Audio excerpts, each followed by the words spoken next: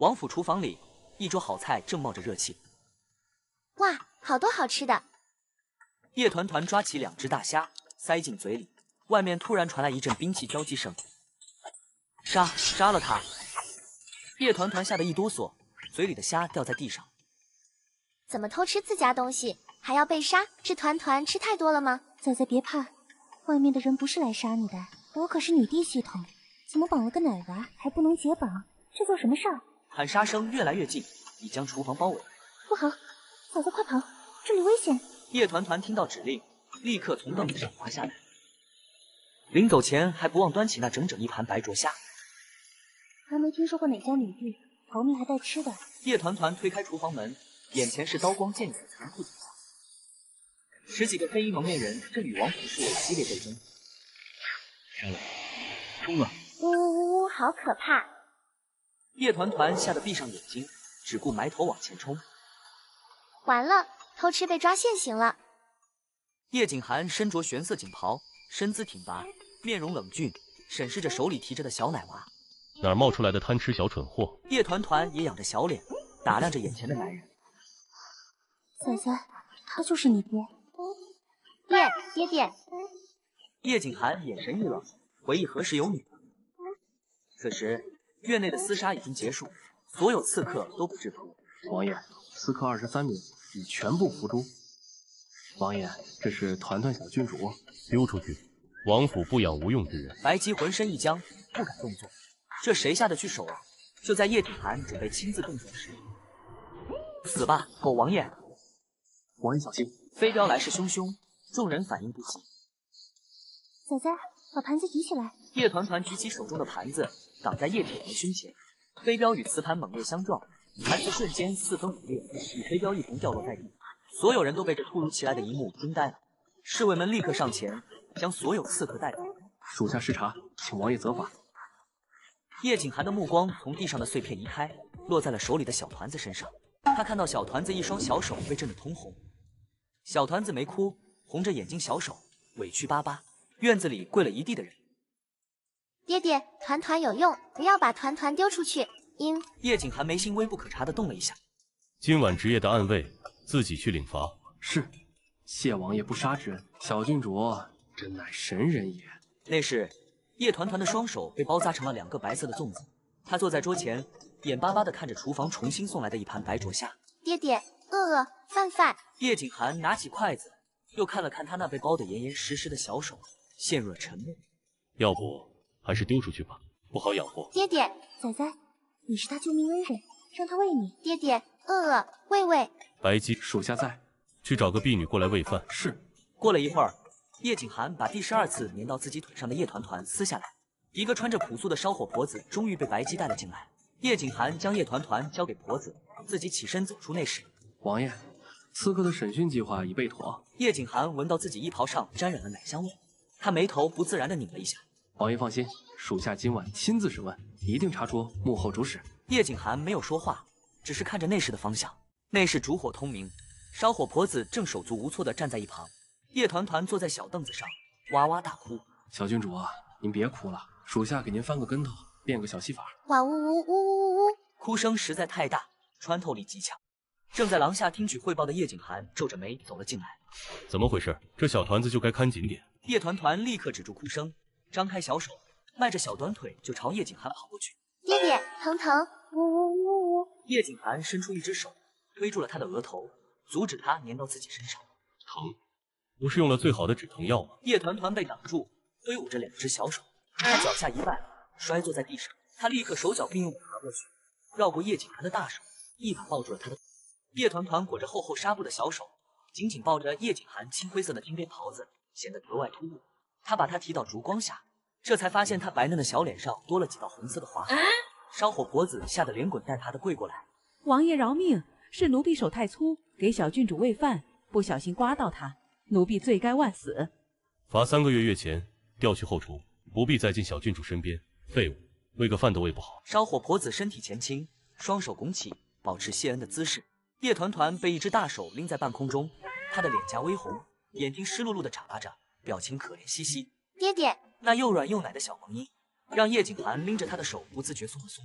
王爷，王府下人手脚都粗，不如您亲自喂小郡主，省得再出岔子。叶景寒拎着叶团团坐下，将她放在自己腿上。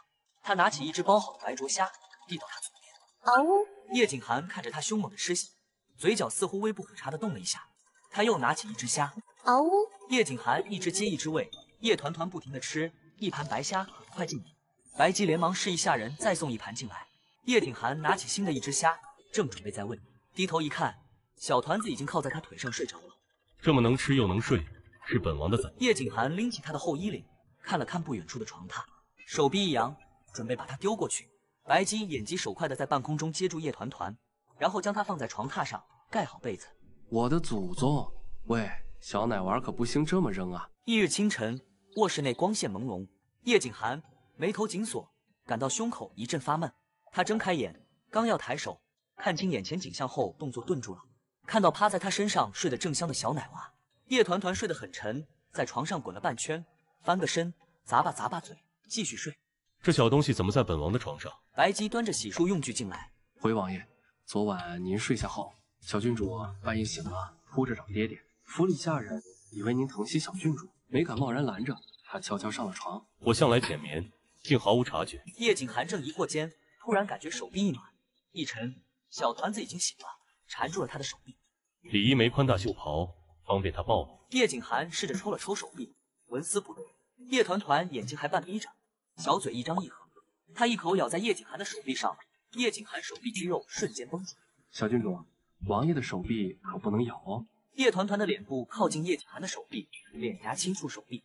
叶团团的头部依偎在叶景寒的手臂上，头部姿态放松。叶景寒无奈的挑眉，脸色缓和了几分。王爷这脸色比预想中好看。叶景寒站起身，拿起白姬递过来的毛巾准备擦脸，手臂上的小挂件依旧缠着，随着他的动作晃来晃去，像只挂在枝头的小猴子。松开，爹爹要洗漱了。叶团团蹭了蹭，不情愿的松开手，小嘴微微嘟起。叶景寒把他放在床上，刚转身就听到身后软软的声音：“爹爹，你怎么在这里呀？”睡一觉就把昨晚的事忘了。不等叶景寒回答，叶团团自己就拍了拍小手，眼睛亮了起来。哦，我知道了，爹爹是来陪伴团团睡觉的吧？白姬手里的铜盆晃了一下，连忙稳住，不敢发出声响。叶景寒动作一顿，脸色瞬间黑了3分，转身看向床上的小团。本王何时有过这种习惯？白姬低着头，假装整理用具，不敢看王爷的脸色。也就小郡主敢这么跟王爷说话。叶景寒侧过头，目光沉沉地看向床上那个正低头的小团子。本王的崽胆子倒是比天还大。周围一片寂静，连风都仿佛停滞了。我知道，我爷爷的秘方藏在一个地方，我带你去。叶团团或张可人手牵着手，朝张府内室走去。你们几个去前院救火，闹出动静来，剩下的人跟我护送郡主。是。卫们护着2个小队，最终在一束墙壁后，张可人按动机关，暗门打开，露出下方一个袋子。就是这个，要是在我爷爷身上，这里面收着他的好多宝贝。哇！机会来了，你现在问他可不可以借给你看一看，咱们要循序渐进，这比较符合人类的社交礼仪。这个箱子可以送给我吗？系统发出了短路般的滋滋声，侍卫们再次问道。夜深，院中水缸的水面微动，4名黑衣暗卫出现，单膝跪在叶景寒身后。叶景寒背手而立，周身气息冷冽。王爷，属下无能，搜遍张府也未找到您要的东西。罢了。启禀王爷，小郡主回来了。叶景寒紧蹙的眉头微微松开。叶团团迈着小短腿，抱着一个比他还宽的大箱子往里走，额头上全是汗。哎呀！叶团团落入一个坚实的怀抱，被人稳稳抱住。叶景寒垂眸看着叶团团，爹爹，给宝贝。本王不吃零食。爹爹不要吗？叶团团的小眉毛耷拉下来，叶景寒看着他的样子，嫌弃的嘴角微微扯平。白姬，打开箱子。是。白姬将箱子放在桌上，拔出短刃，吭的一声，箱锁应声而断。叶景寒想放下小奶娃，但叶团团紧紧抱着他的脖子。箱盖打开的瞬间，一道光芒从中透出。哇，亮晶晶！叶团团兴奋地往前探身，几乎要钻进箱子里。箱盖打开的瞬间，一道光芒从中透出。王爷，下面还有很多来往信件和地契文书。叶景寒把小团子放在桌上，让他自己玩珠子，自己则坐下翻看文书。价值连城的东珠被叶团团当成弹珠，在桌上滚来滚去。突然一声巨响，叶景寒一掌拍在桌子上，叶团团和桌上的东珠同时被震得跳了一下。好个张员外，好大的胆子，竟是东洋马贼安插在大楚的暗桩。叶团团眼珠子转了转，揉了揉被震麻的小屁屁，觉得桌上太危险，抱着珠子挪啊挪，挪到了叶景寒腿上。爹爹，棒！叶景寒一把将小蠢货夹在腋下，朝书房走去。暗卫司，侍卫营，听令。是。这张家满门抄斩。话音刚落，叶团团手一滑，叶明珠掉在地上，摔得四分五裂，满是寂静。众将领全部都惊呆了。叶团团看着地上一半一半的球球，眼眶里蓄满了泪水。都退下，按计划行事。是。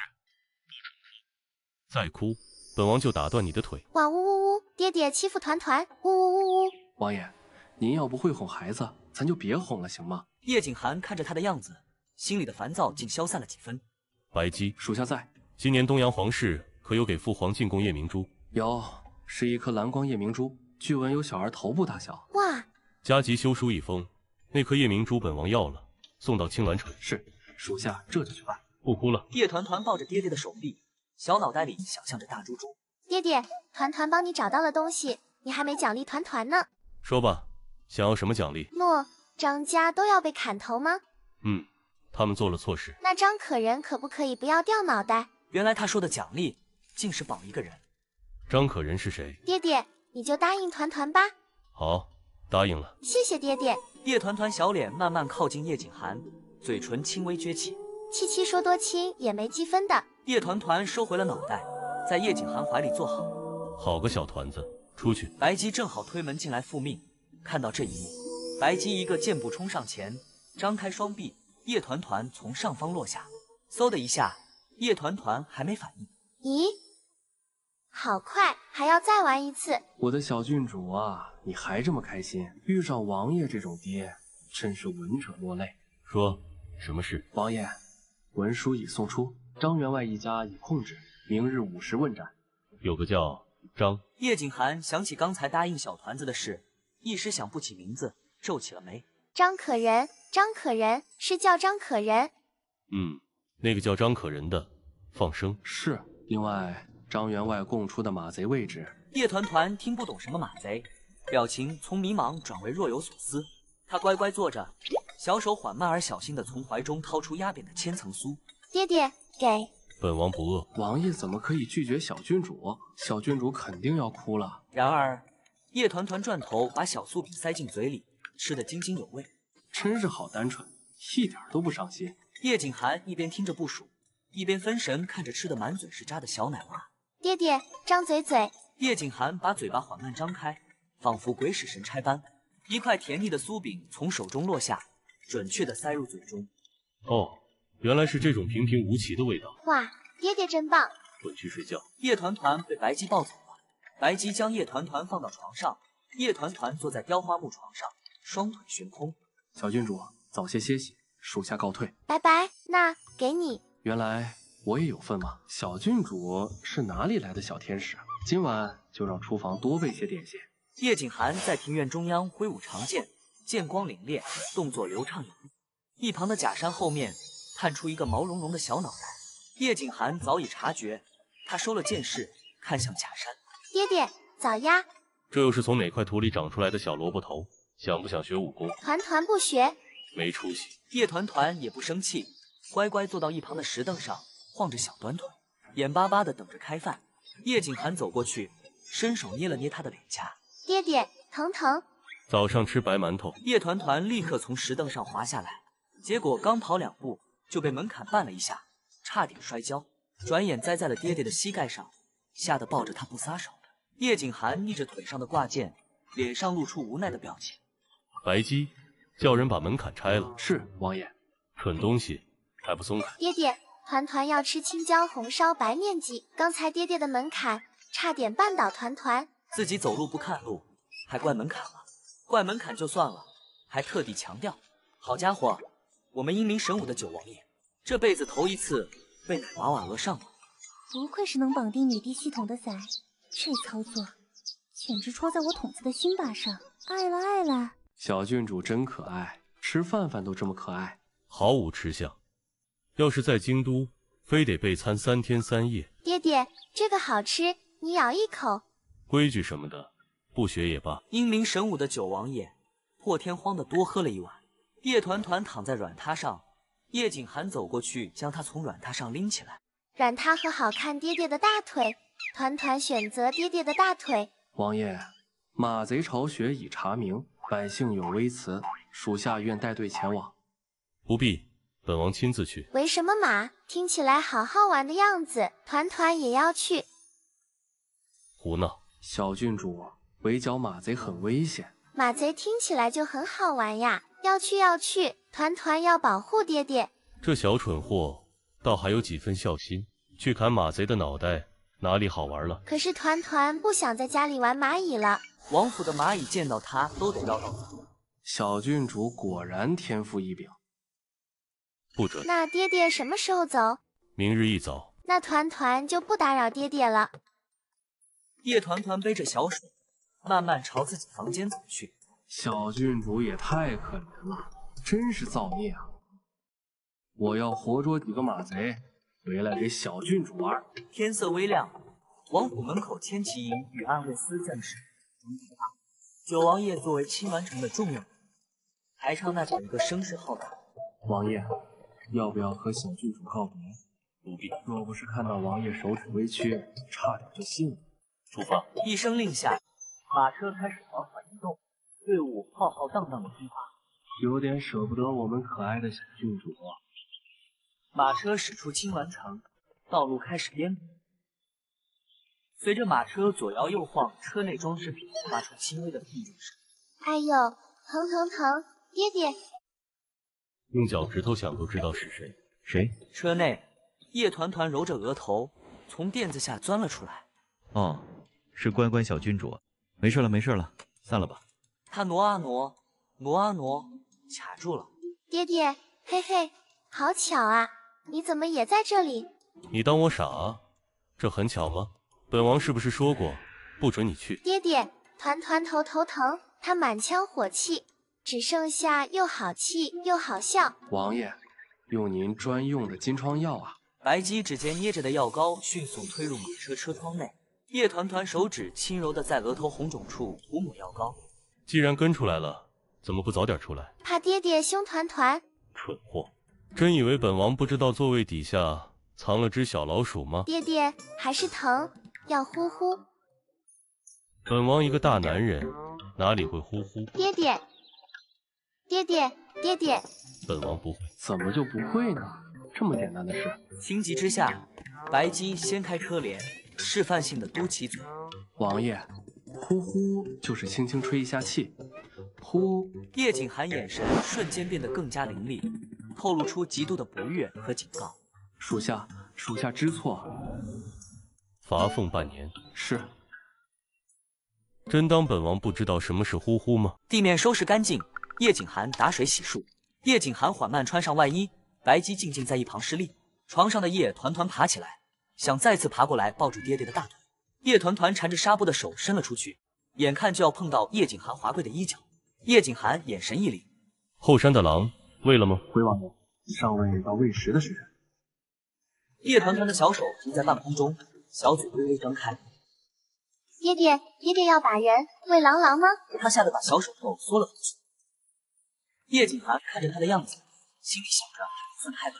可是白姬不是故意的，把他喂狼，会不会不太好呀？白姬浑身一僵，差点就跪下去。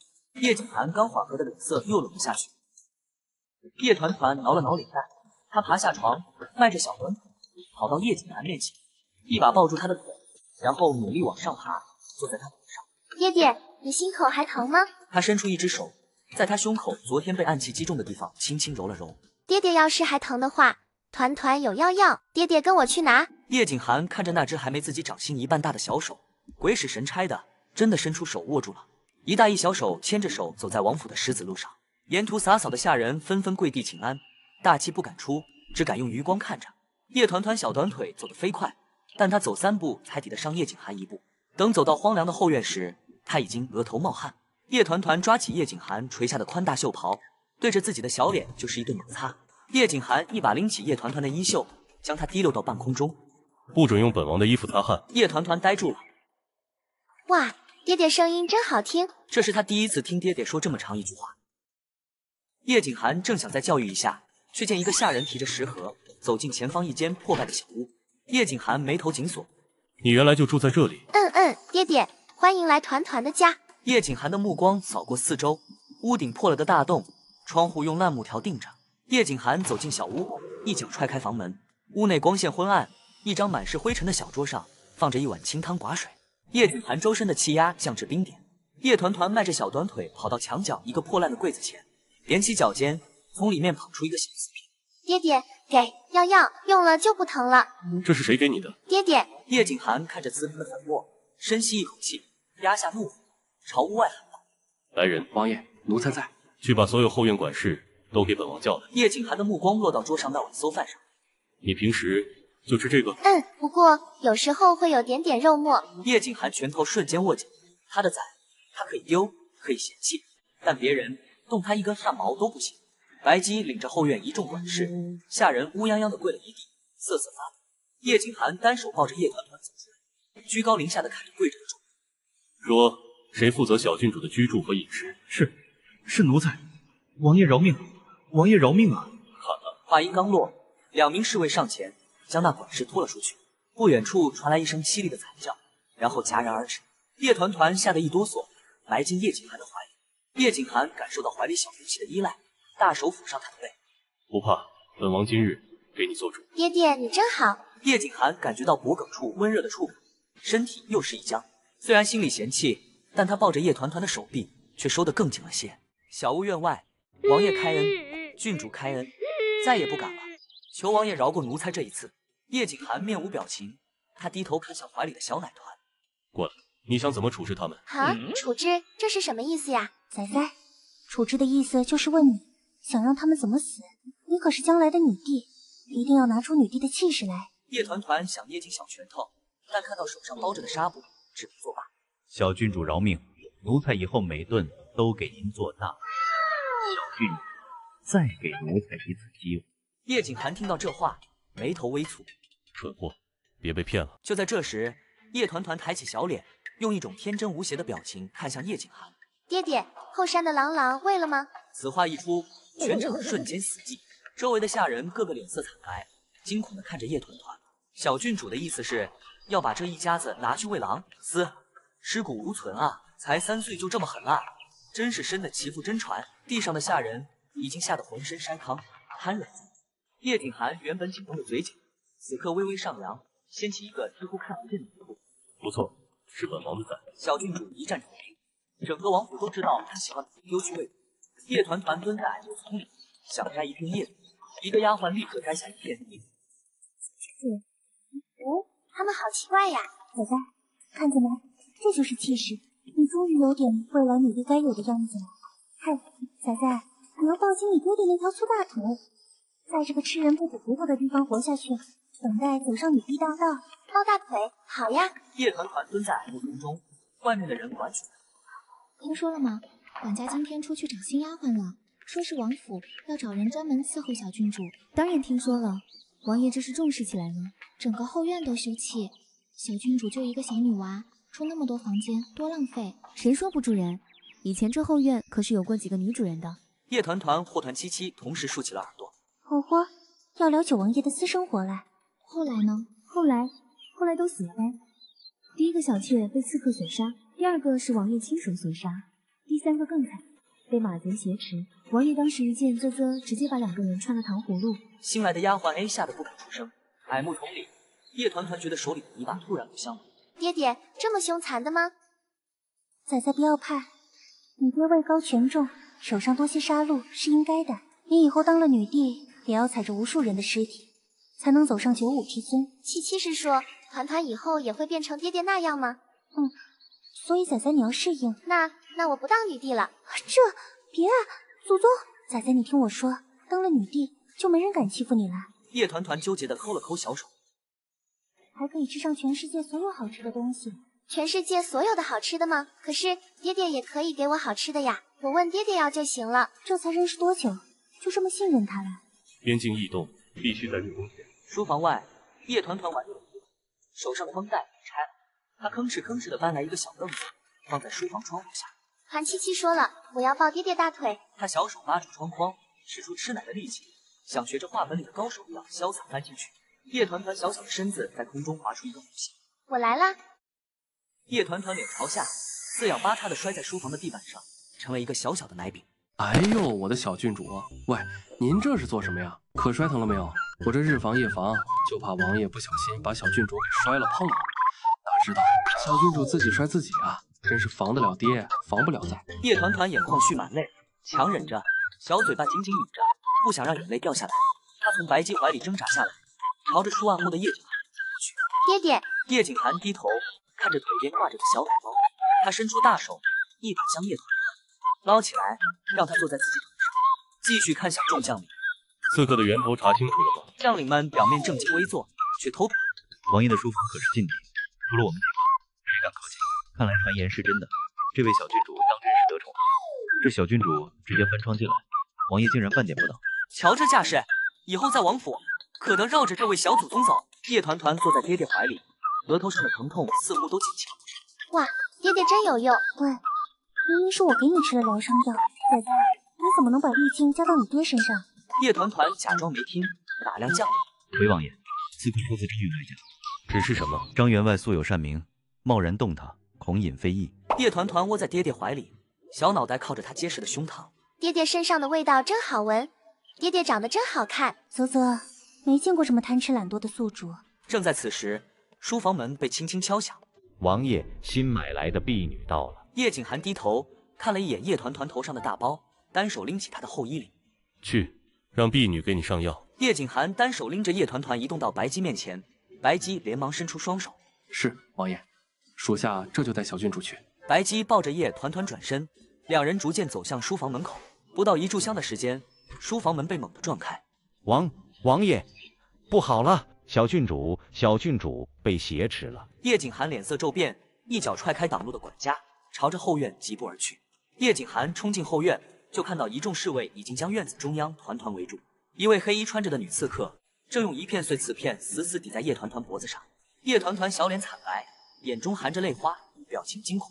叶景涵，你这狗王爷，交出不防图，否则你女儿没命。他手里的瓷片又往里送了几分，叶团团瓷白的皮肤上渗出一道血痕。疼！大胆刺客，还不快放开郡主！随着白姬一声令下，瞬间出现了数十名弓箭手。七七，救我！这是好机会，刺激宿主斗志。抱歉啊，仔仔，系统正在更新中。叶团团大哭，眼泪不断涌出，顺着脸颊流淌。闭嘴！再哭就杀了你，让你父王把布防图交出来。叶景涵保持面无表情，冰冷的眼神扫视前方。爹爹救我！这个女人身上的味道好难闻，我想要香喷喷的爹爹，爹爹一定会救我的，一定会！呜呜呜！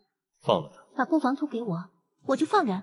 本王再说一次，放了他！女刺客手上猛一用力，不然她就没命了。这是你唯一的女儿。叶团团眼泪如泉涌，顺着脸颊流淌，极度悲伤，张嘴大哭。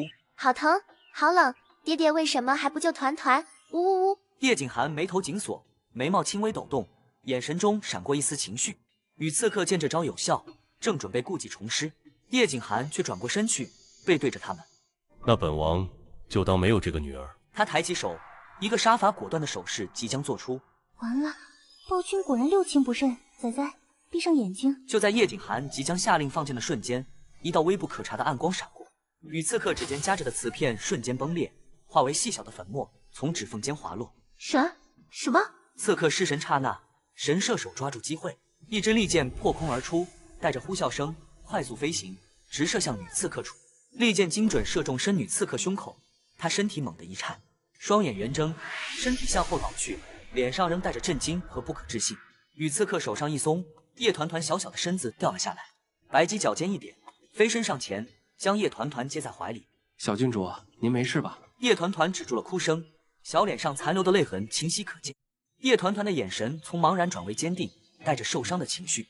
她一言不发，从白姬怀里下来，转过身，迈着还在发抖的腿，朝着自己房间的方向走去。小小的背影在庭院中显得格外孤单。她一边走，一边用力地吸着鼻子，强忍着不让眼泪再掉下来。坏爹爹，渣爹，竟然不救我！我要收拾小包袱，离家出走。侍卫们迅速上前抬走地上的人，下人们提着水桶开始清洗地上的痕迹。叶景寒负手而立，神色冷峻，目光落在地上那滩刺片粉末上。白姬站在他身后，看着自家王爷凝重的表情，心里一阵焦急。白姬急得在心里直跺脚。叶景寒蹲下身，捻起一点地上的粉末，放在指尖细细摩挲。白姬小心翼翼地向前倾身，面部表情带着猜测和期盼看向叶景寒。王爷，兴许是刺客太过紧张，内力没有控制好，才把瓷片震碎了。叶景寒眸色深沉，没有回答，只是淡淡收回眼神，站起身。不远处传来砰一声关门声，叶景寒和白姬同时循声望去。叶团团盘腿坐在软榻上，小小的身子缩成一团。爹爹怎么可以说那样的话？大骗子！前几天对团团那么好，都是骗人的。他想不明白，那个叫不防图的东西，为什么比他还重要？哼，没错，九王爷就是个渣爹。叶团团抽了抽鼻子，仔仔，男人靠不住，只能利用，不然你怎么杀父夺位呢？叶团团显然没听懂后面那句，只是沉浸在自己的委屈里。爹爹可以为了那图不要团团，那团团也不要爹爹了。房门被推开，叶景寒和一名提着药箱的医者走了进来。阿珍，卑职什么也没听到，卑职最近有些耳疾。叶景寒看着那个小背影，眉头微蹙。过来。叶团团蹲在原地一动不动，假装没听见。给本王过来。本团团不。叶景寒没了耐心，几步走过去，伸出手，一把拎住叶团团的后衣领，将她提了起来。啊，小孩子就不要尊严了吗？叶团团被放在凳子上，医者立刻上前准备检查伤口。仔仔乖，让医者看看，可千万不能暴露我的存在呀。七七放心，团团会保护七七的。小郡主，您别动，卑职给您上药。药膏散发出一股草药味，叶团团皱起小鼻子，往旁边爹爹身上凑过去。叶景寒见他动来动去，怕影响上药，伸手扶住他的小肩膀，把他拎正坐好。这一下也顺便让他离自己远了一点。哼！白姬站在一旁，默默低下头，不敢说话。这时，一名侍卫匆匆赶来。王爷，书房急报，关于不防图的刺客有眉目了。好好给他上药。说完，叶景寒离开了房间，直奔书房。叶团团一个人坐在房间里，气鼓鼓地看着门口。房内灯火通明，叶景寒坐在案前，神情严肃地听着手下汇报。烛火将他的影子拉得长长的。叶团团躺在自己的大床上，滚来滚去。第二天一早，叶团团起床后就蹲在院子里，拿着一根吃剩的糖棍子捅蚂蚁窝。叶景寒处理完公务，从书房出来，正好路过，他脚步一顿，走到他侧边。嗨嗨！叶团团余光瞥见一双金丝刺绣的鞋履，立刻知道是谁。他小屁股挪了挪，用后背对着叶景寒：“小郡主，您这是在干什么呢？”叶团团头也不回。叶景寒冷哼一声，转身走向偏殿用早膳。没有了小跟屁虫，偏殿显得格外冷清。白姬将情报呈递上去，叶景寒拿着一卷竹简，目光却没有聚焦。一盏茶的时间过去了，他手里的竹简一页都未翻动。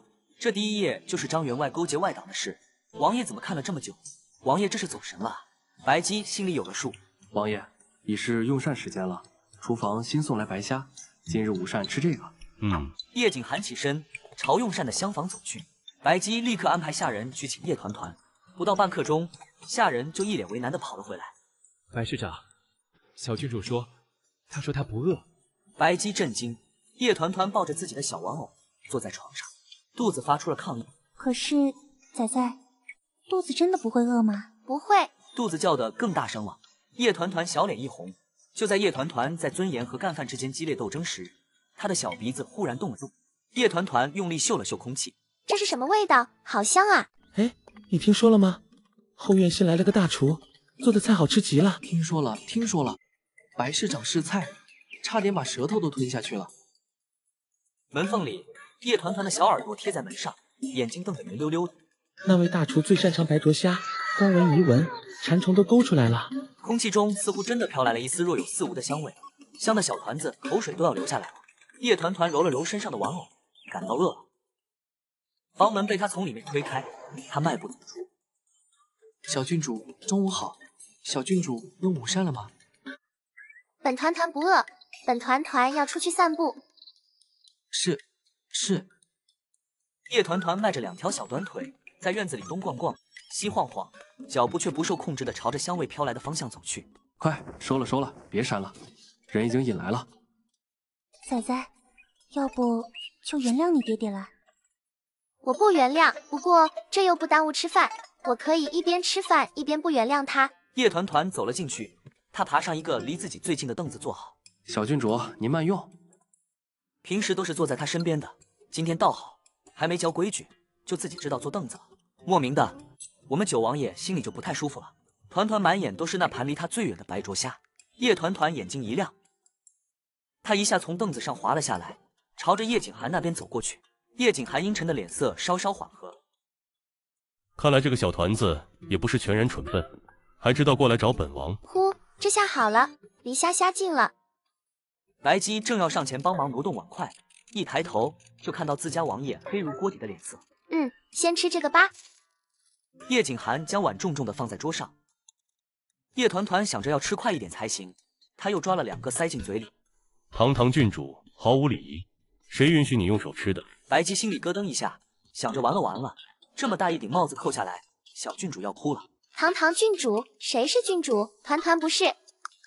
反正爹爹说了，没有团团这个女儿。若非郡主，怎敢与本王同桌用膳？好大的胆子！那团团就短暂的试一下郡主，吃完就不是了。短暂的试一下，我今天真是开了眼了。小郡主这通歪理，竟然还没什么破绽。叶团团的动作停住了，看看生气的爹爹，又看看自己手里的虾仁，他伸出小手，把虾递到叶景寒嘴边。完了，小郡主这油乎乎的小手，王爷有洁癖，这不会要被丢去后山喂狼了吧？就在白姬心惊胆战之时，只见叶景寒薄唇轻启，竟然吃了。爹爹以前喂团团吃饭，现在团团也喂爹爹吃饭了，我们两清了。叶团团学着叶景寒的样子，把小手背到身后，奈何手太短，根本够不着，只能紧紧捏着自己后腰的衣服，样子滑稽又可爱。你去哪里？离家出走。白姬和刚走进来的下人同时倒吸一口冷气，叶景寒的脸色陡然间黑了下来，周身气压骤紧。叶团团捂住自己的小嘴，不小心把心里话说出去。你想离家出走，不知死活的东西。团团才不是东西。仔仔，咱们就是说不会顶嘴可以不说话的。爹爹凶我，我不要爹爹了。你再说一次。不要爹爹了，要离家出走。出去，离家出走。本王倒要看看你这3岁小东西能有多大骨气，不出半个时辰，定会哭着跑回来求本王。坏爹爹，臭爹爹，就知道凶团团，团团不要他了。他撅着小嘴，从床底下拖出一个小小的布包袱，开始往里面塞东西。哼，他都不要团团了，团团才不要留在这里。仔仔，宿主，你要离家出走，这怎么行？你的任务是成为女帝，离开九王爷，我们还怎么升级打怪，走上人生巅峰啊？这可怎么办？突然，一道机械提示音响起，主线任务已发布。团七七眼前一亮，连忙查看任务。任务内容：亲吻九王爷一口，失败惩罚味觉丧失，无法尝出任何食物的味道。团团不要，才不要亲那个不要团团的渣爹。仔仔，你看清楚惩罚，我吃不出味道哦。吃不出味道？那糖葫芦、桂花糕还有虾都吃不到了吗？对，什么味道都没有了。叶团团一张小脸瞬间垮了下来，苦得像个小苦瓜。那也太严重了吧？他纠结地看了看手里的小包袱，叶团团将包袱重新塞回床底，藏好。我要去做任务啊！这该死的，属于未来女帝的霸气，直接击中了我的心脏。如果我有的话……叶景寒正襟危坐，听着手下心腹汇报。王爷，关于张员外一案，目前进展甚微。张家人口简单，只有一个4岁孙女，无从下手，其人脉又鱼龙混杂，关系网极为复杂。张家以做糕点起家，青鸾城内8成糕点铺子是他家产业，千层酥更是其祖传招牌。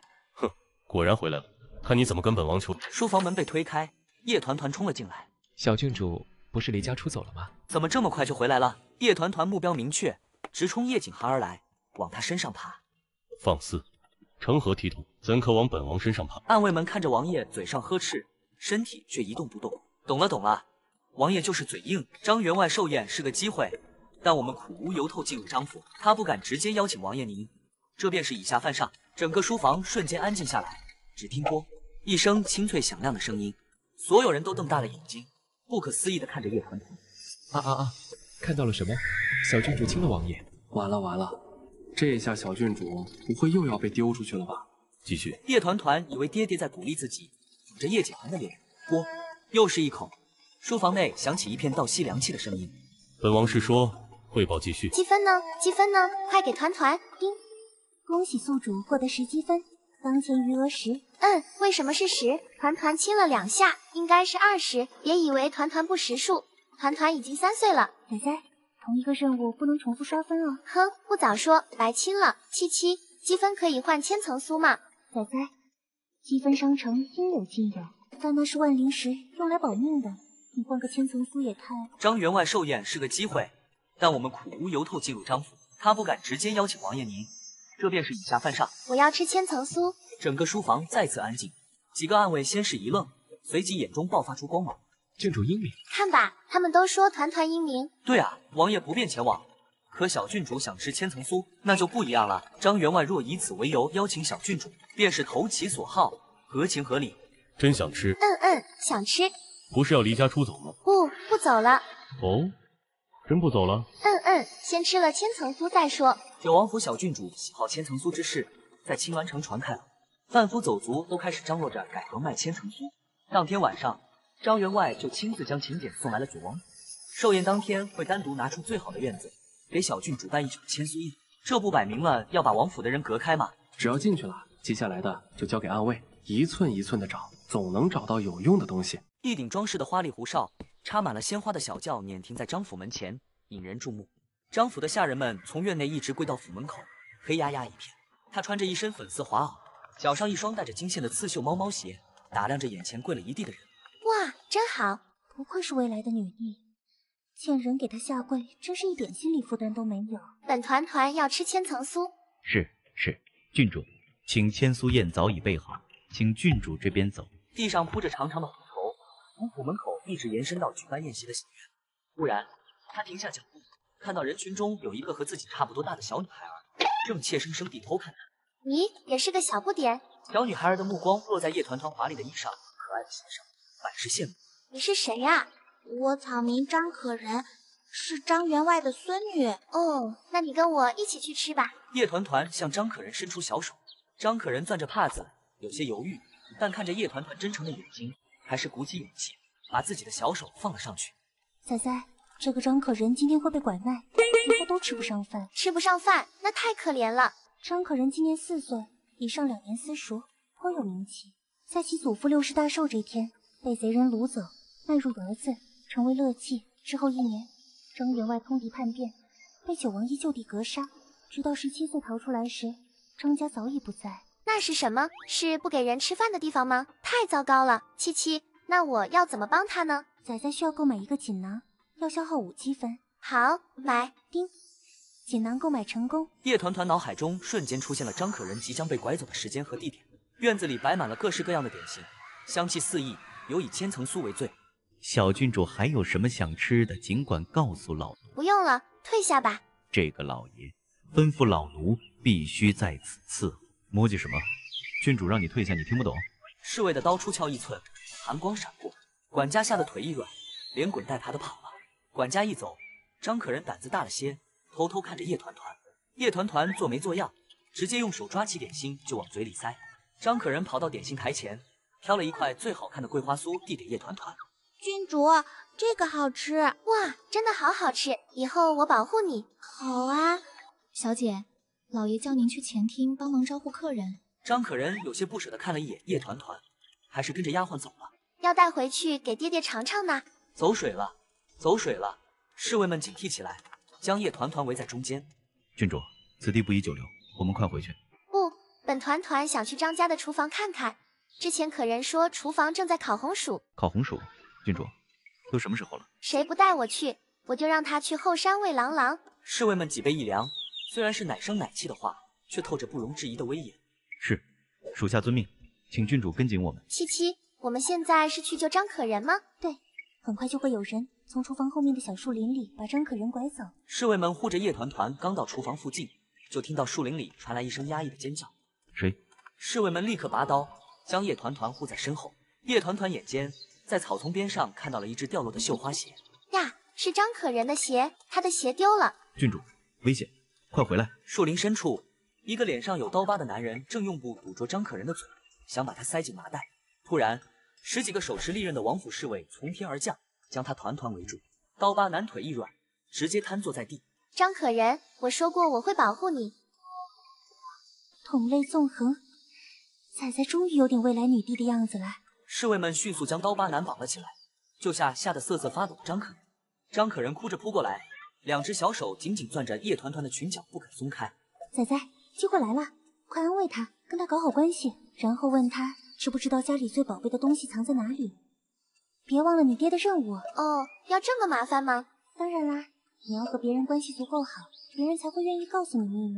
叶团团直接打断系统，转头看向还在抽泣的张可人。张可人，你家最宝贝的东西放在哪里呀？我想看看。话音落下，全场寂静。你就这么直接问了？小郡主果然虎啊！叶团团坐在软垫上，2只大眼睛好奇地环顾四周。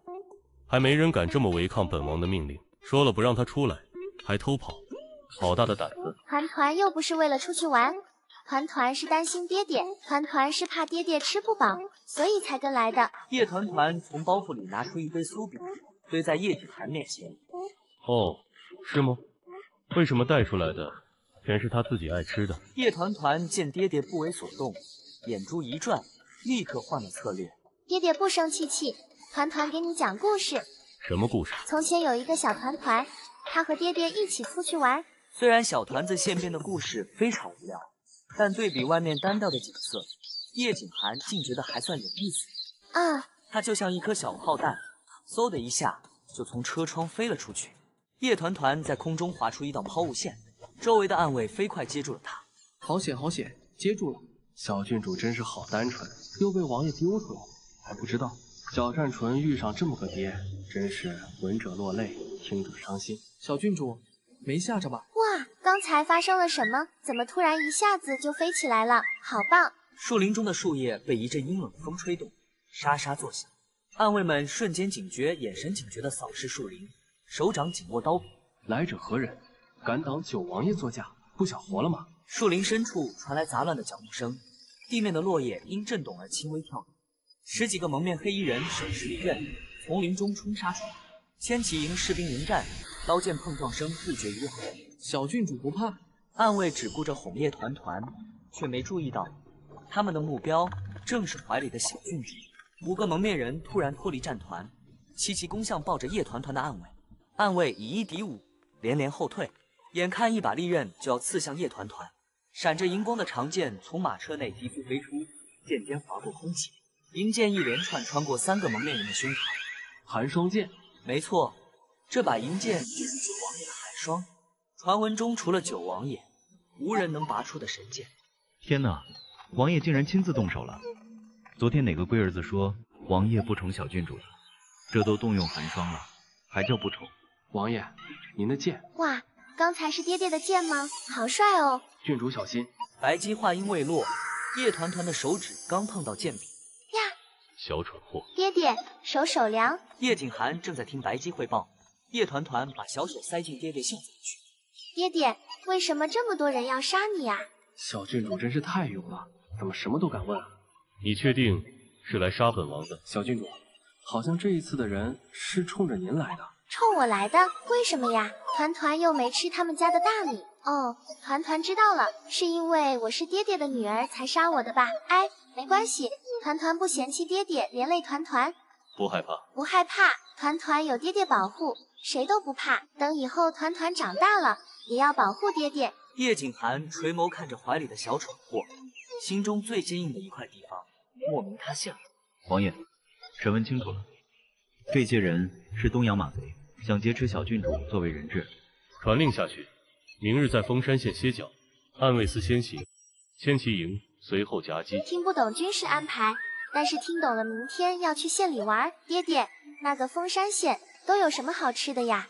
白馒头。白馒头有什么好吃的吗？叶团团小眼珠一转，计上心头，他跑向正在树林里待命的暗卫们。几个暗卫身姿挺拔，立于高耸的树梢之上，俯瞰下方。叔叔，带团团玩。几个暗卫相视一笑，其中一个俯身一捞，将叶团团抱到怀里。哈哈哈，好高呀，还要再玩一次哦。几个来回后，暗卫带着叶团团坐下。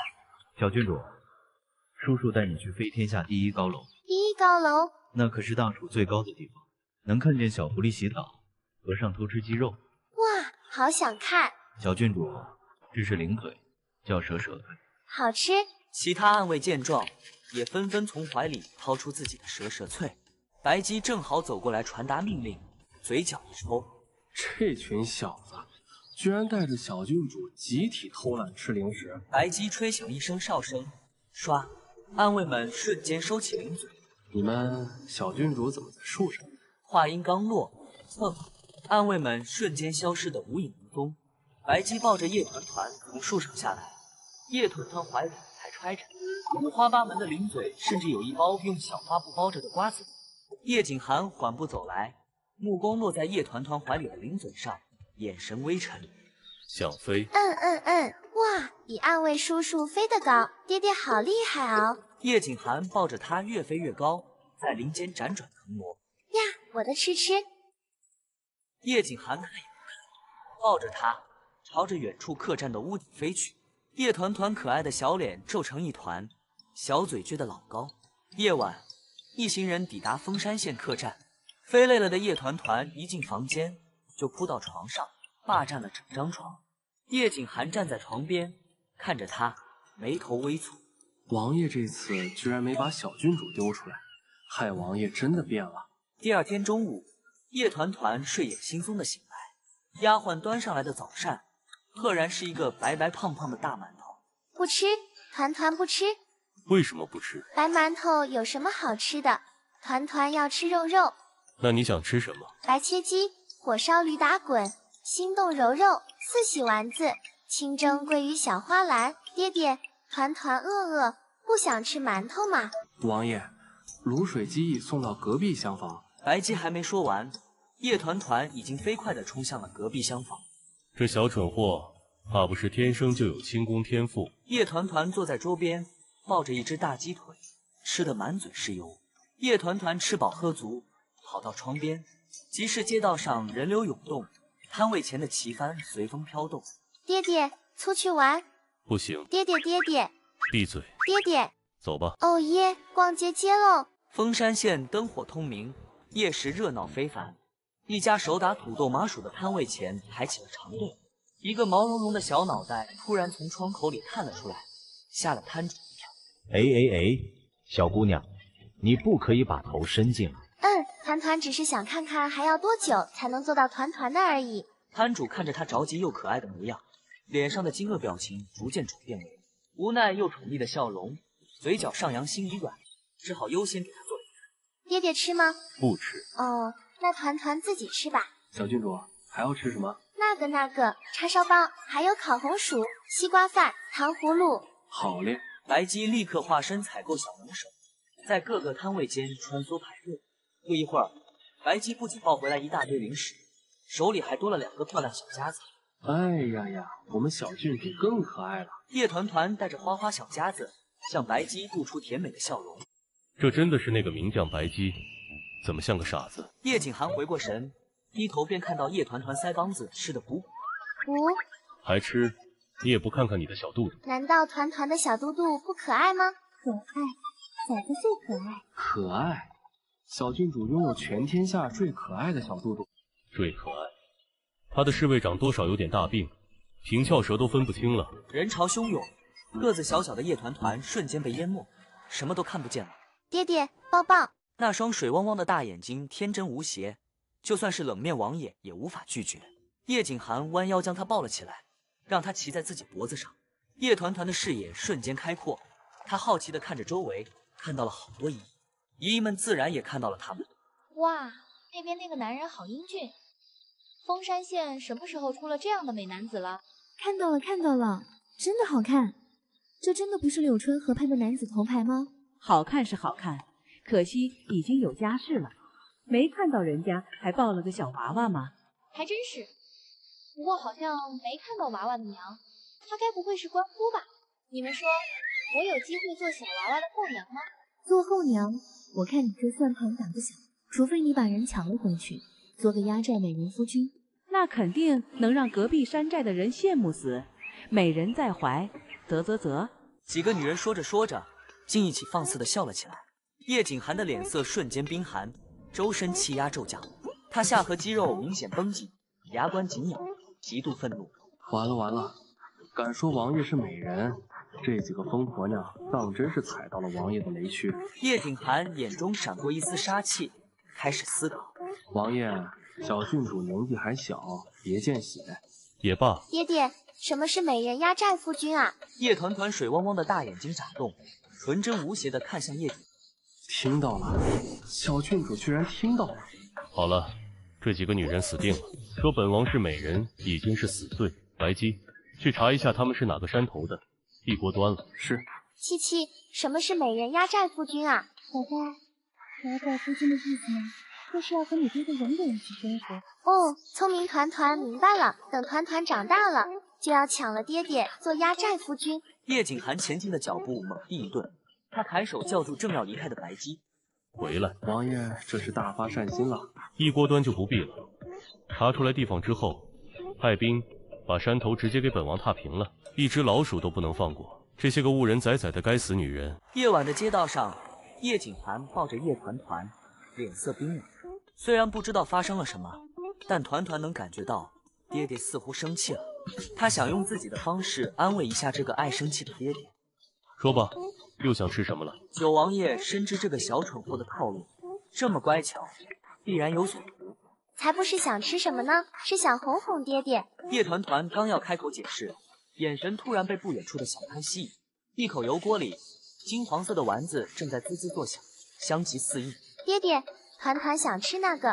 不准吃，那油不干净，怎么能给小孩吃？爹爹，压寨爹爹。叶景寒眉头紧锁，额头青筋轻微跳动，嘴角下沉。叶景寒弯腰，一把将叶团团抱起来，转身就往反方向走。王爷已查明，他们是虎门岗山匪，那一带匪患猖獗，朝廷清剿无果。虎门岗山匪带动了当地铁器马匹生意，形成畸形闭环。既然惹到王爷，好日子到头了。属下已给侍卫营下令，即刻便可剿匪。仔仔，你出去干什么？我要出去买炸丸子，爹爹说那是垃圾食品，可是它看起来好好吃，我一定要尝一口。叶团团轻手轻脚地溜出房间，悄无声息地来到客栈大堂。他仗着自己身形矮小，从门板的缝隙中挤了出去。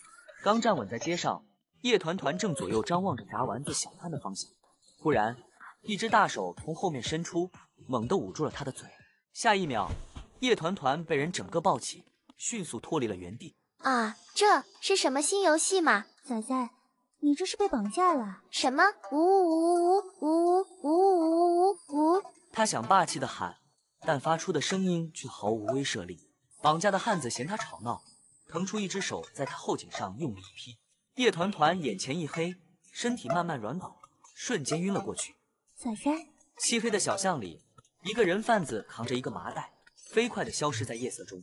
在一阵颠簸中，叶团团悠悠转醒。他发现自己手脚都被粗麻绳捆着，正躺在一辆摇晃的马车里。七七，这里是哪里呀？我也不知道。团团不要怕，七七会保护你。我被打晕之前，七七也是这么说的呢。马车壁轻微晃动，车外传来几个男人的对话声。张麻子怎么抢了个小女王？能值什么钱？你懂个球！清风寨寨主傻儿子需女娃冲喜，卖男童赚钱，还是卖这女娃给清风寨赚钱？哎呦，还是你张麻子会做生意，难怪你蹲客栈，原来是看中了这小女娃。听听，夸我好看呢。仔仔，他们是坏人，童养媳就是要你和傻子一起生活，他们要把你卖到山寨去。什么？那不行，团团要和爹爹一起生活，竟敢把团团卖到山寨去，团团要砍了他们的脑袋。叶景寒坐在软榻上，白姬和一众侍卫垂手站在下方。王爷，我们岗山匪说二世子被明山寨囚禁。二世子叶战年仅7岁半，奉命收税未归。明山寨好大的胆子！明山寨与九王府井水不犯河水，如今却踩了雷区。调兵去明山寨。白姬正要领命，楼下突然传来一声凄厉的哭喊：“王爷，王爷，不好了！小郡主他不见了！”叶景寒身体猛地一僵，随后开始轻微颤抖，瞳孔骤然收缩，眼神中充满难以置信的震惊和痛苦。你说什么？这怎么可能？到底发生什么了？你仔细说来。叶景寒面沉如水，一身煞气，整个客栈的温度仿佛都降到了冰点。怎么回事？一个客栈小厮被白姬拎了过来，吓得话都说不利索。回王爷，小的好像看见小郡主一个人下楼了，好像是要出去。叶景寒的眼神骤然变得狠厉，周身散发出恐怖的杀气。找，把整个封山县都给本王翻过来，也要找到小郡主。一声令下，千骑营精锐尽出，瞬间布满了封山县的大街小巷。可是王爷，二世子那边明山寨，王府能调动的兵力只有千骑营，王爷必须做出抉择。他死不了，先找团团。女儿还是要找回来宠儿的。王爷果然还是那个王爷。阿 T， 七七，我要怎么才能让爹爹来救我呀？仔仔放心，我一定不会让人伤害你。这话我耳朵都听出茧子了。对了，得想个办法让爹爹知道我的位置。仔仔，你真觉得你爹现在在找你？这次他肯定要将功补过，现在一定更努力的在找我。这逻辑好像哪里不对。有了，是什么？是什么？我一会把前面的庙烧了，火烧的那么大，爹爹肯定能看到烟。不会是你。好，就这么干。可是我没有火折子呀。这……你是不是什么都不会呀？我强项是宫斗，收名将，不算天机。我只是没有火折子。好吧，没关系，我们都还是小孩子。突然，粗糙的大手缓慢地深入马车车厢，带着一股难闻的恶臭。马车门被一脚踹开，一个男人伸手将叶团团粗暴地抓了出来。叶团团痛得皱眉，眼神坚毅，忍住没哭。哟，还是个识时务的。哦，呸！还敢嫌弃老子？大黄龅牙手猛地松开，将叶团团粗暴地推倒在地。你很快就要去给傻子当童养媳了。我说你轻点，要是骨头弄断了，卖不上价钱。张麻子给叶团团松了绑，把他推进一间破屋。屋内几个差不多大的小孩缩在角落里，一个小孩顿时愣住了。小郡主，您怎么也背？有主意了。叶团团立刻凑到张可人耳边，小声地交代了几句。张可人点了点头，两人挨着墙角蹲下，装出很害怕的样子。门被推开，张麻子和大黄龅牙走了进来。这高一点的就不需要了，一会就让人送到隔壁县城。每天一个馒头喂斩也是浪费老子钱。张麻子说完，上前抓住张可人的手臂就往外拖。啊！狗日的，牙都没长齐还敢咬老子！巴掌即将落下，其他孩子吓得发抖。住手！奶声奶气的声音却带着不容置疑的口气，让张麻子停下了动作。你们怎么知道那个买童养媳的人家不会喜欢高一点的呢？万一他们就喜欢高的，不要我这种小矮子，那你们怎么办？仔仔真是豁出去了，连自己是小矮子都说出来了。也是，带两个去，保险一点。两人骂骂咧咧的出去了，锁上了门。张可人，你疼不疼啊？我不疼，小郡主，你要的东西我拿到了。一个火折子正静静躺在张可人的手心。好了，可以报信了。仔仔好厉害，你果然是离开你爹之后智商暴涨。难道团团在爹爹面前智商就很低吗？才不是咧，团团只是在爹爹面前不喜欢动脑筋罢了。嗨，有一点点想爹爹呐。就一点点。破庙里，张麻子和大黄龅牙等人鼾声如雷。黑暗中，一缕青烟从柴草堆中升起，接着是小小的火苗。屋内温度升高，空气中弥漫着东西烧焦的味道。张麻子睁眼，映入眼帘的是熊熊燃烧的火光。糟了，走水了！快起来，走水了！他一脚踹醒旁边还在打呼的大黄龅牙。不好！张麻子连滚带爬的向前移动，身体摇晃，姿态狼狈。张麻子右腿猛地踹向房门，连滚带爬的朝房间跑去。屋内，几个孩子正从一个被砸破的大洞窗户往外爬，想跑，突然，一张燃烧着的大草席落下，正盖在张麻子。啊！我的头发，我的衣服！叶团团拉着张可人，灵巧地从窗户翻了出去，其他几个小孩也紧随其后。几个孩子跑出破庙，外面是荒郊野岭，野草丛生。孩童们互相看了看，面部表情从茫然转为无措。仔仔，外面是东南风，你朝着西北方向跑，那边似乎有山洞，先去躲躲。他虽然年纪最小，但语气异常坚定。几个孩子下意识地跟在他身后跑。叶团团跑动中回头看了一眼，身后的破庙已是火光冲天。该死的，还敢放火！看老子不好好教训一顿！站住！给老子站住！吼叫声像催命符，孩子们吓得拼尽全力往前狂奔。仔仔，前面最高的那丛草里是个山洞，可以进去躲躲。叶团团一马当先，张可人毫不犹豫地跟了上去，剩下几个男孩对视一眼，也跟了过去。孩子们挤在狭小的山洞里，屏住呼吸，一动不敢动。夜风吹过，高高的野草摇曳，完美地掩盖了他们留下的痕迹。别害怕，我保护你。张可人原本颤抖的身体奇迹般的平静下来，眼神充满信任地看着叶团团。草丛传来窸窸窣窣的声音，孩子们一双双惊恐的眼睛瞪大，眼珠向洞口方向转动。该死的女娃，肯定是那个小女娃带头的。等老子抓到她，一定叫她好看。说谁小呢？哼，等爹爹来了，一定让他好好收拾你。其他孩子听到人贩子的声音，已经吓得发抖，死死捂住嘴巴。一根烧得漆黑的木棍拨开草丛，大黄猫牙的身影越来越近。七七，怎么办？仔仔，要不你花5积分购买一个不疼片吧，吃了之后48小时内挨打都不会疼，伤口也会自动愈合。哎，我的系统果然还是没用，3岁的宝宝已经不买假药了。就在这时，大黄猫牙的脚从洞口前，看来不在这一片，我们去那边看看。脚步声和拨草声渐渐远去，洞内的孩子们长舒一口气。我的手！爹爹，我在这里，团团在这里，爹爹！无数火把照亮天空，一支骑兵部队涌来，为首的正是叶景寒。郡主受惊了，吓得剩下的人贩子腿一软，瘫在地上，裤裆湿了一片。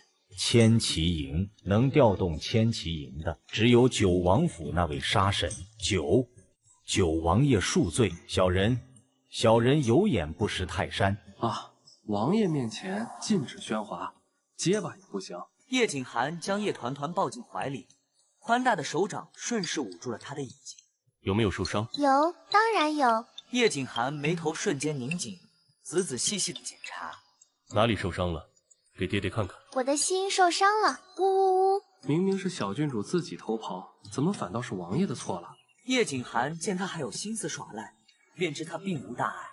罢了，先回去再说。千骑营的士兵已经将剩下的人贩子全部解决，并安抚了孩子。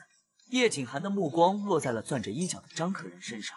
这个女孩不顾一切冲上去，他看得一清二楚。你叫什么名字？我草名叫他叫张可人，就是团团跟爹爹说过的张可人。哦，原来他就是小蠢货交的第一个朋友。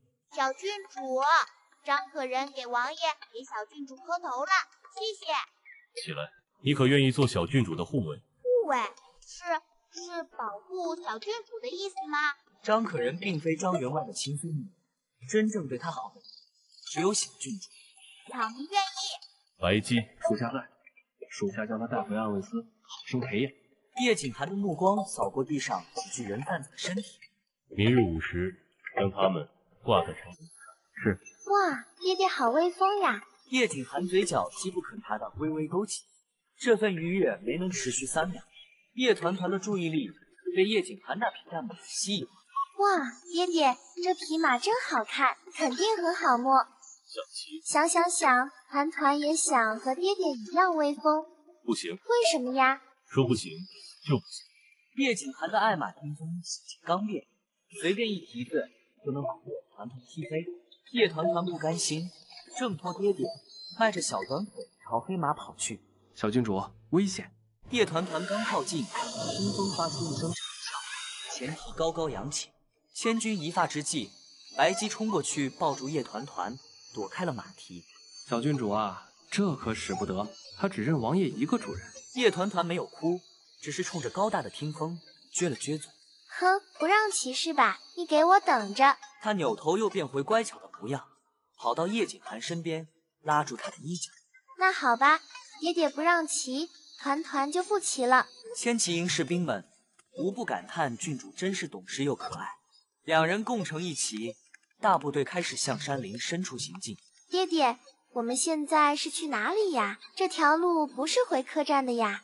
去明山寨。去山寨做什么？叔叔们不是已经去打山贼了吗？王爷是去见山匪头头，更重要的是要去救二世子。二世子是团团的二哥哥吗？正是。爹爹，二哥哥长得好看吗？会不会比爹爹还好看呀？叶景寒猛地一拉缰绳，身下的黑马发出一声嘶鸣，叶景寒俊美的侧脸瞬间附上一层寒霜。要不然还是别救了吧。院落中央，一个身着长袍的男人正在练剑，剑法凌厉，但收剑入鞘后，气质瞬间变得温和。此人便是明山寨寨主明秋，长了教书先生的脸，干的却是山匪头子的勾当。方圆百里，无人不晓。寨主不好了，何事惊慌？世子爷说要一把火把咱们寨子烧了，烧了正好，找九王府要钱筹建。反正他家是座金山，不讹白不讹。寨主，这个钱怕是要不到了。听说九王爷压根没打算来救二世子。明秋端茶杯的手一顿，我听下边兄弟说，昨晚千骑营全出动了，就在咱们旁边的丰山县，阵仗大得很。怎么一帮打进来了？不是，听说是为了找被人掳走的小郡主。小郡主叶景寒什么时候有女？这个消息可比一帮打进来还让人觉得天崩地裂。他当真要女儿不要儿子？你的信送到了吗？二世子被绑的消息下午就送到了，他找郡主那是晚上的事儿。完犊子，这票买卖要胡说，父王不可能不要，你们休得胡言！信不信本世子一把火烧了你这空宅子？这脾气，果然是叶景寒的宰责。叶战见威胁无效，气得小脸通红，越加愤怒。父王不可能为了个女儿。叶战冲过去，抓起石桌上的剑，朝着明秋刺去。本世子要杀了你！老钱吓得连连后退，明秋却岿然不动。明秋淡定地伸出手，拿起茶盘，当的一声，剑尖被茶盘稳稳挡。二世子，你这般拿剑就杀人，和你父王有何区别？你胡说！父王不可能为了个小丫头不要本世子。可我没胡说啊。明秋指了指地上的一颗小石子。二世子，你看这是什么？是石。看吧，事实摆在眼前。这人怕不是个傻子。一个守门山匪连滚带爬地跑进院子。寨主，不好了！能比二世子拿剑砍我还不好？九王爷带着人上山来了，那架势像是要把咱们一锅端啊！什么？明秋脸上瞬间由惊转喜。这哪是坏事，分明是天大的喜事。叶景寒来了，这买卖就还有得谈。听见没？父王来救我了。明秋，你等着被收拾。老钱眼疾手快，一把捂住叶战的嘴，将他拖了下去。老钱把二世子请回房里，既然是绑票，就得有点绑票的样子。是，寨主。明秋理了理衣领，准备迎接贵客。咻一声轻微的破风声，一片树叶擦着明秋的衣袍飞过。我这可是昨日才下山买的新衣裳，九王爷一来就给弄破。老钱，老奴在。把咱家账本拿出来，给九王爷记上一笔欠款100两。话音刚落，叶景寒牵着叶团团的身影出现在院门口。爹爹，什么衣服要100两银子那么多呀？土匪的遮羞布。你行，你还带个女儿来骂我。明秋正要回怼，目光却落在了叶团团身上。粉雕玉琢的小奶娃，穿着粉色小裙子，头发束成一个发髻。哎呦呦，这小奶娃也太可爱了吧！这又野又萌的打扮，乖到人心坎里去了。要不是叶景寒这尊煞神还处在旁边，明寨主恐怕已经冲上去虎口毒娃了。叶团团大大的眼睛好奇的眨巴，嘴角保持微笑。哇，这个叔叔跟爹爹不一样，也好帅呀！扣一声轻响，叶景寒屈指，轻轻敲了一下叶团团的小脑袋。哎呀，爹爹吃醋了，还是爹爹最好看，爹爹是天底下最好看的。叶景寒右臂抬起，手掌张开，向后挥了挥手，身后的千骑营士兵立刻心领神会，推到后山休整。我一定是脑子坏掉了。叶景寒好看，他竟然允许别人说他好看。明秋难以置信地看着眼前两人，得出一个结论：性格超烂的人，有了女儿之后会更变态。叶景寒感受到明秋那狗头衔的眼神，缓缓将手按在了腰间的刀柄上，刀柄上的宝石闪过一丝寒光。别，九王爷，咱们都是文明人，读过书的，别动武，有话好说，别动武。叶景寒的手缓缓按在腰间的刀柄上，刀柄上的宝石闪过一丝寒光。别，九王爷，咱们都是读过书的文明人，有话好说，别动武，别动武。小姑娘，你好呀！堂堂九王爷，此刻竟然想吐。叔叔你好呀，我叫叶团团，叔叔可以叫我小团团。原来是小团团，你想吃什么吗？叔叔，这里有好多好吃的。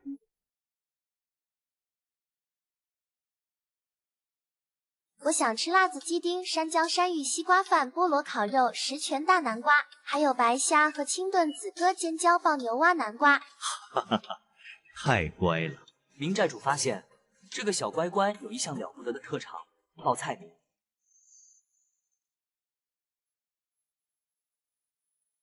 你既然都来了，书房请洞山那边的事情，你多少应该收到点消息。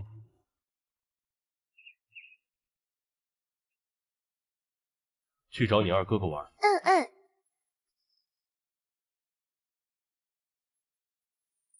你刚从峰山县过来，洞山的事情肯定听说了。我有一帮兄弟被官府抓了，怎么都不肯放人。怎么，现在洞山要独立于青鸾城了？这事儿你管是不管？你把叶战怎么了？就你那个二儿子，我还把他怎么样？你要是再晚来2天，他都快把我这小山寨给烧了。你让他来收银子，我给了，还找了最好的轿子送他走。结果没几天，他又回来了，还问我要银子，不给就砸我东西，啧啧。明秋说着，从怀里摸出一个账本，推到叶景寒面前。叶景寒拿起账本，直接翻到最后一页，看着下面的总额。又翻看了一下明细，今日子时，2世子打碎花瓶1只，500两。什么花瓶？要500两？那是从前朝皇陵里挖出来，少说也得500。明秋话没说完，就看到叶景寒投来冰冷的目光，他瞬间谨慎。在本王面前说挖皇陵，你这寨子怕是不想要了。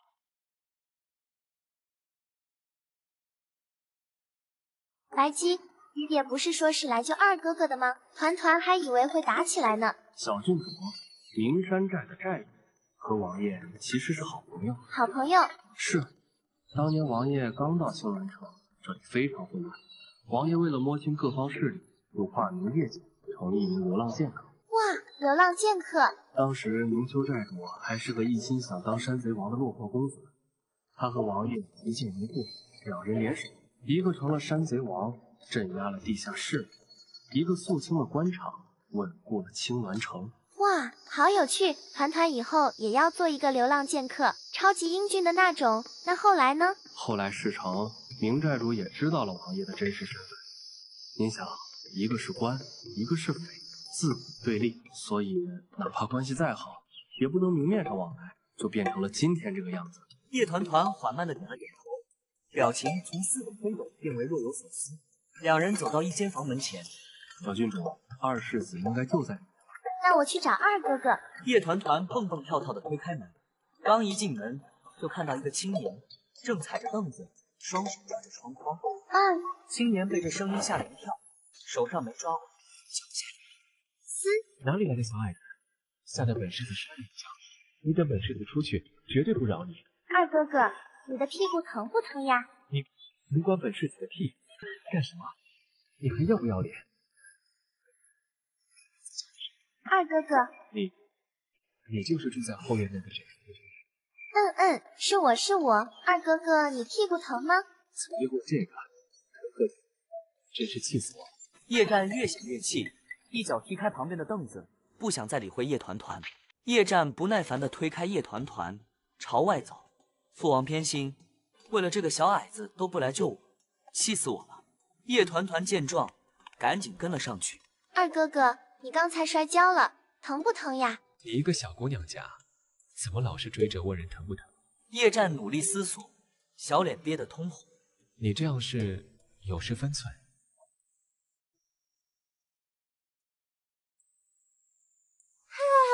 哈，有失分寸，哈。分寸是什么呀？能吃吗？叶团团虽然不紧，但感觉二哥哥没有恶意，又想跟上去。别跟着我，二哥哥，不准这样叫本世子。可是，没有可是，闭嘴。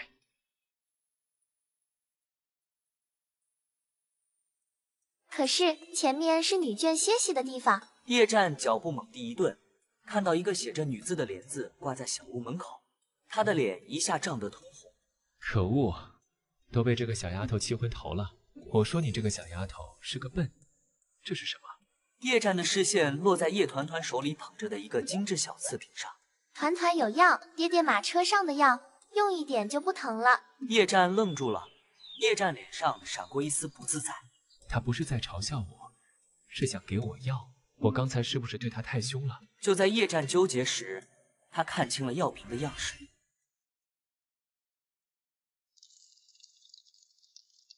等等，这不是只有父王才能用的顶级金疮药吗？父王都没舍得给我用，怎么会在这个小丫头手里？哼，白姬，二世子有什么吩咐？带本世子去找父王。这……二哥哥最好还是不要去找爹爹吧。为什么？你没资格插手我的事。难道二哥哥忘了自己做错什么事情了吗？你怎么知道我把收来的银子全部花完了的事情？话音落下，空气瞬间凝固。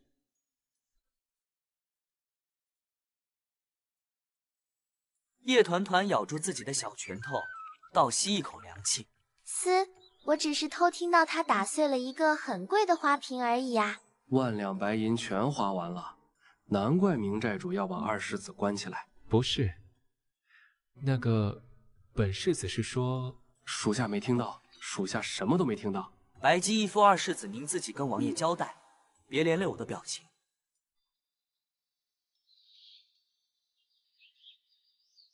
完了，这次死定了！呜。叮，恭喜仔仔触发隐藏任务，二哥的私房钱。哇，是什么任务呀？帮助叶战拿回被奸商骗走的钱财。任务成功奖励50积分，任务失败扣除30积分。仔仔，50积分很多的，够购买百兽召唤术了。召唤猛兽和爹爹一样威风。好，团团要接。叶团团迅速点击了领取任务。二哥哥，你的银子是被奸商骗了呀？呜啊！连小丫头都知道我是被骗了，气死我！没关系的哦，团团可以帮你拿回来。真的？叶战面部表情从疑惑的皱眉逐渐转变为不屑的撇嘴。她一个小丫头能帮什么忙？我真是糊涂了。二哥哥是被西街珍宝坊的奸商骗了呢。他怎么知道？难道爹爹也知道了？不对，爹爹要是知道了，我现在已经在抄家训了，肯定是暗卫走漏了风声。团团是个幸运星，一定能帮你把银子要回来。死马当活马医吧，拉着这个小丫头一起担着。好，本世子就带你去。叶团团整理好衣服，准备跟叶战去山寨门口做买车。然而，叶战却带着他气得发抖，最后在一个墙角的小角落坐我们不坐马车吗？什么？我这就会快点。说完，叶战一把拉住叶团团，推开角门走了出去。两人刚从角门里出来，树林里传来几声惊叫。二世子，小郡主，这是一个复仇。暗卫们虽然是第一次见叶团团，但早已在暗卫司内部听闻了他的大名。今日小郡主已在王府花园种下第12株新花苗。小郡主给王爷的马梳理毛发，马儿今天格外温顺。所以说，就算是这几位暗卫第一次见到小郡主，却总有一种久仰大名的感觉，以至于听说要跟小郡主一起出去，竟然都非常兴奋。平日里不是要下跪求我不要出去惹事的吗？要飞高高，要飞呢。是，小郡主。哇，好高呀！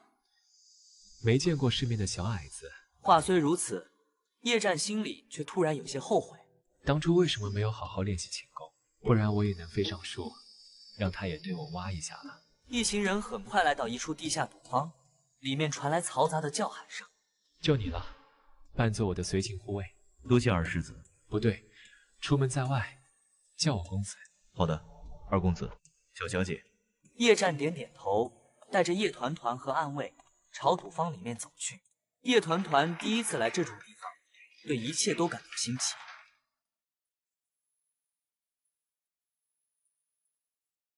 糟糕，忘了我压根没带银子出来。哪里来的小屁孩？出去出去，这里不是小孩子玩的地方，没银子可不能进来。谁是小屁孩？小爷有的是银子。哟，还嘴硬。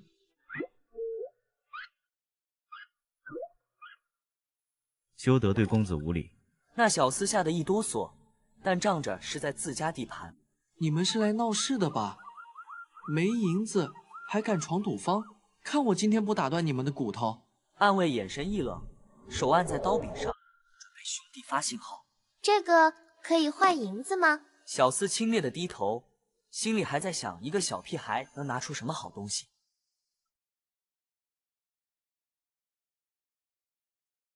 退下，都退下！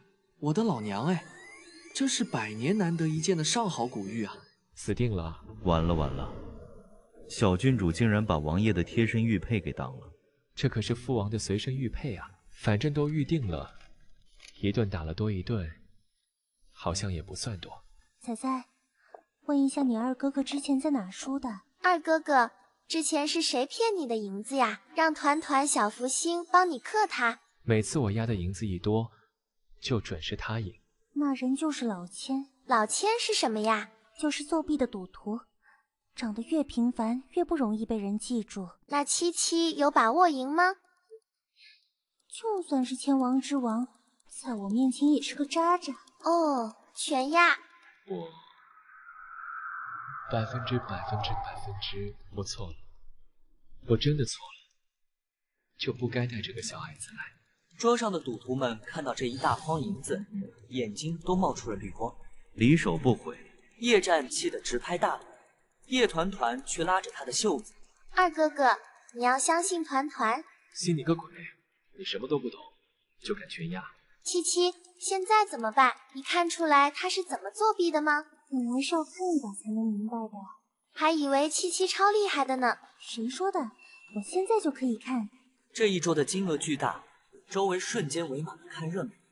叶团团的身高刚好和赌桌一样高，不踮脚就只能看到一个男孩和一个蝴蝶结的小女孩对战着一个中年男人。赌坊内气氛紧张，银两泛着寒光。诸位客官，规矩与先前一致，可择大小，亦可点名数目，请二位客官查验点子。叶战抬手揭开中具，随意扫了一眼那里的点子，又伸手轻轻拨了拨，便将中盖合上，神色平静。叶战怀中抱着叶团团，叶团团好奇地看着中具。对面的中年男人却不急，他将点子取出，置于掌中，借着灯火反复端详，动作细致而缓慢。他动过点子？咦，我怎么没看清？手法极快，寻常人难以察觉。台主见二人已查验完毕，扣紧中盖。既已查验，这一局开始。钟内点子翻滚，清脆的撞击声接连响起。砰！叶战与中年男人几乎同时将中具按在桌案之上。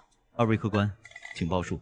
仔仔，他的是重数。叶团团伸出小手，轻轻拽了拽叶战的衣角。二哥哥，重数。叶战微微一怔，目光掠过桌案上堆叠如山的银两，又落回妹妹笃定的神情上，心中一慌。重述，这小公子一开口就压这么狠，一上来就想全数收走，胆子也太大了。这人运气未免太好了些。嘿嘿，仔仔，他心里开始乱了。仔仔，不对，他改动了点子。啊，这怎么可能？您方才报的是对方数目，是就此止步，还是继续应决？叶战下意识挺了挺胸口，正要顺势应下。二哥哥，停手！叶战一怔，满脸不可思议。不是说好听团团的吗？叶战看着妹妹的神情，又扫了一眼四周等着看热闹的目光，心中又急又恼，忍不住抓了抓头发。我停，就这一次。叶战桌案上一半银两被移走，依照规矩，叶战桌案上一半的银两被移到了中年男人一侧。围观之人顿时发出一阵惋惜的低叹。真是不甘心。请二位报数：1点、2点、3点，小数。小公子，是就此止步，还是继续应决？这回我绝不可以，不能继续。二哥哥，停手！说好的运气呢？怎么全部作数了？二哥哥，最后一次，团团求你了。叶战深吸一口气，紧紧闭上眼睛，像是在做一个极难的决定。我止步。话音落下，他猛地抽回袖子，气鼓鼓别过头去，明显不愿再看见他。二哥哥，团团保证，这真的是最后一次。你上一把也是这么说的。七七，到底靠不靠谱啊？七七，你到底靠不靠谱啊？稳得很，我堂堂女帝系统，怎么可能掉链子？站直了看。第3局展开，看客皆认定胜负已定。小公子，请报数。大青羊，他的是大青羊。叶战猛地闭上眼睛，一副豁出去的模样。大青羊。对面的中年男人脸色骤然一变。又对了，这小子身上绝对有问题。中年男人神色如常，桌下却悄然抬腿，脚尖轻轻一晃，试图触动暗处的装置。怎么回事？失灵了？他心中一沉，又悄悄挪动脚尖，加重力道踩下去，可脚下仿佛落在虚处，始终使不上劲。这片场子的契机，现在由我接管了。这位客官，该您应局了。大小数。好，双方已定，准备开中。台主揭开叶战面前中具。大小，这位客官报得无误。四周看客顿时发出一阵惋惜的低叹。台主转身，将手按在中年男人的中具之上。且慢！他在桌下最后一次挪动脚尖，试图引动暗处装置，可中内却毫无反应。怎么会？那股牵引不见了。台主并未理会，依着规矩倒数一声，随即掀开中盖。几名心急的看客已经伸手，准备收取叶战桌案上的银两。六，重数，大青羊。伸出的手将在半空，场子鸦雀无声，所有人都怔在原地，目光死死盯着桌案上的表格，脸上写满了难以置信。什么？这位小客官赢了？偌大的场所内，顷刻间静得落针可闻。大青羊，真是这个数？那小客官当真赢了？短暂的死寂之后，人群猛然炸开，惊呼声、议论声此起彼伏。我真的赢了。短短片刻的恍惚过后，一股难以遏制的喜悦猛地涌上心头。你可真行。二哥哥，慢点啦，团团头都转晕了。有古怪，这2个小娃娃绝对有古怪。中年男人擦了一把汗，眼看银子已经输光，再赌一把。叶战刚把桌上的银子往自己怀里划了，听到这话，又看到金条，眼睛瞬间亮了。怎么，小娃娃不敢了？全压，说谁不敢呢？还有小鹦鹉不敢的事。好，今天就看过瘾。小矮子，这次还靠你了。交给团团。路主放心，有我在，此场之内皆为王。在系统控制力下，叶战兄妹拿下全胜。金条，拿来吧你。不对劲，我暗中试过，机关明明能运作，怎么会接连失手？有猫腻，他们动了手脚。场内顿时一静，所有目光齐刷刷投向兄妹2人。诸位都看在眼里，不过2个小娃娃，次应数，这未免太反常了。说的也是，哪有年纪这么小就能次拿主的？查一查，身上准有不干净的东西。几名输得心浮气躁的男人立刻往前逼近。谁敢再上前一步，他再怎么闹腾也是个孩子，岂能任由这些人胡来？几道身影同时掠出，暗卫现身，锋芒直指四周。暗卫虽只几人，但那股久经风雨的冷厉气势，却让众人不由自主地停住了脚步。围观之人面面相觑，一时间无人再敢逼近。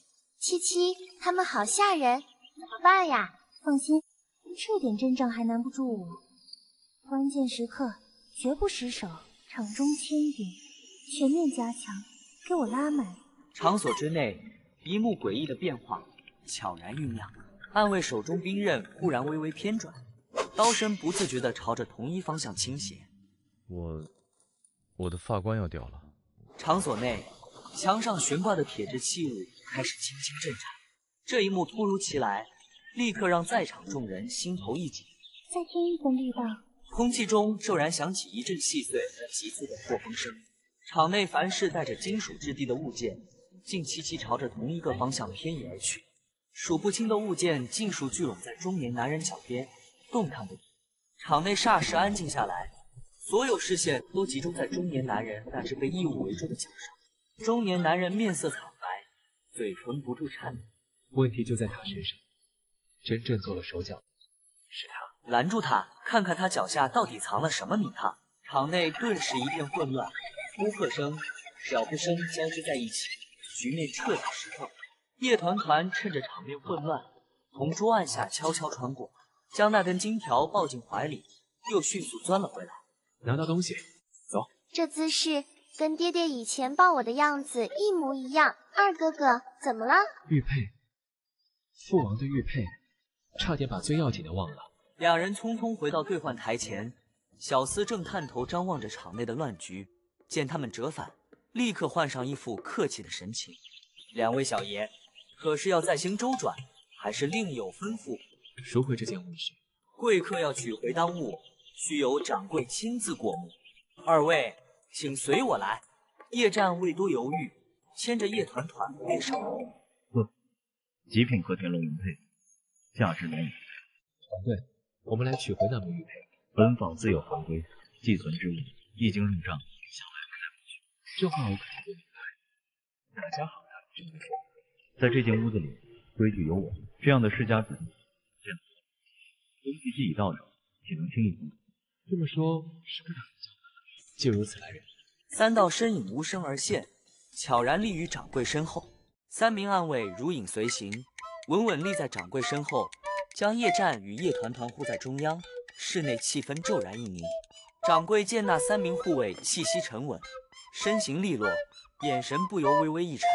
掌柜的，明白人就该做明白事，把玉佩交出来，就此了结。好大的胆子！既然你们不懂规矩，那我也不必客气。来人！话音落下，门外脚步声骤起。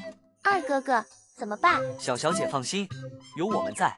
三名暗卫同时收敛气息，手按腰间，神色冷静而专注。倒是几条忠心的好手，可惜跟错了人。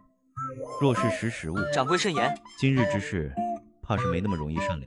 你们还是先想想如何全身而退吧。对面的随从尚未反应过来，只觉眼前一花，局势已然失控，转眼间便被迫退散开来。剩余之人多是市井之辈，哪曾见过这等阵势，惊慌之下连连后退，阵脚大乱。一群不中用的东西，几个人都拦不住。被呵斥之下，那些人只得硬着头皮再次返。场内一阵急促的脚步声与碰撞声过后，局面再度被暗卫压制。掌柜见状，目光一沉，猛地推开身旁的一道暗门。随着暗门开启，又有数十名随从鱼贯而出，将三名暗卫围在中央。叶战眼见三名暗卫衣衫凌乱，气息渐重，心中又急又怒，弯腰拾起地上掉落的一件短器。二公子，不可！让开！今日这口气，我非讨回来不可。但叶战终究年纪尚小，很快便被两名随从制住，压在地上动弹不得。放开我！你们放开！掌柜冷笑着走近，抬起手来，神色阴沉。小小年纪，不知进退，今日就让你记住什么叫规矩。门口忽然传来一阵急促的破空声，一道金芒掠空而至。啊！掌柜猛地收回手，踉跄后退，捂着手腕倒吸冷气。众人循声望去，只见一枚金色叶状暗器深深嵌入身后的立柱之中，叶战一眼认出那物，眼中瞬间亮起光彩，趁势挣脱束缚，踉跄着朝门口奔去。父王，父王，你来了！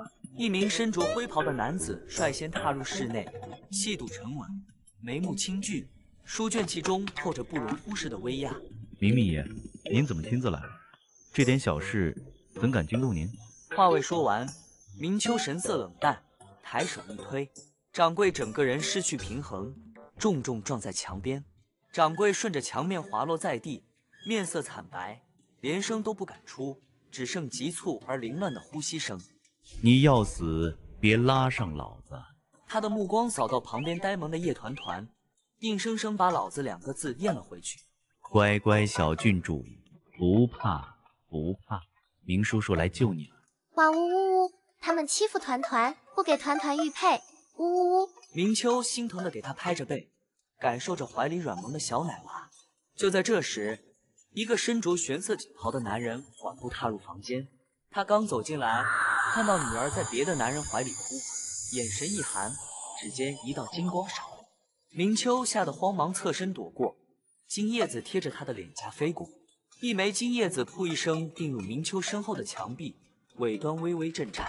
喂，又不是我把小郡主弄哭的，你不要乱发脾气。爹爹棒，爹爹，有人欺负团团，还打二哥哥，呜呜呜！叶景寒周身的气场森不下来，他上前从明秋怀里将叶团团抱过，又扫了一眼乖乖站在一旁的叶战。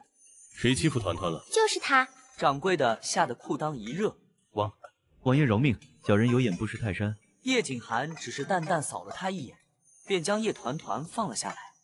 跟你二哥哥出去。怎么就放下来了？团团还没哄好呢，快抱回去呀，爹爹！房内的动静不宜被孩子听到，叶战立刻捂住了妹妹的耳朵。咦，二哥哥在做什么呀？团团什么都听不见啦。一丝液体从门缝里缓缓流淌出来，在地面上蔓延开。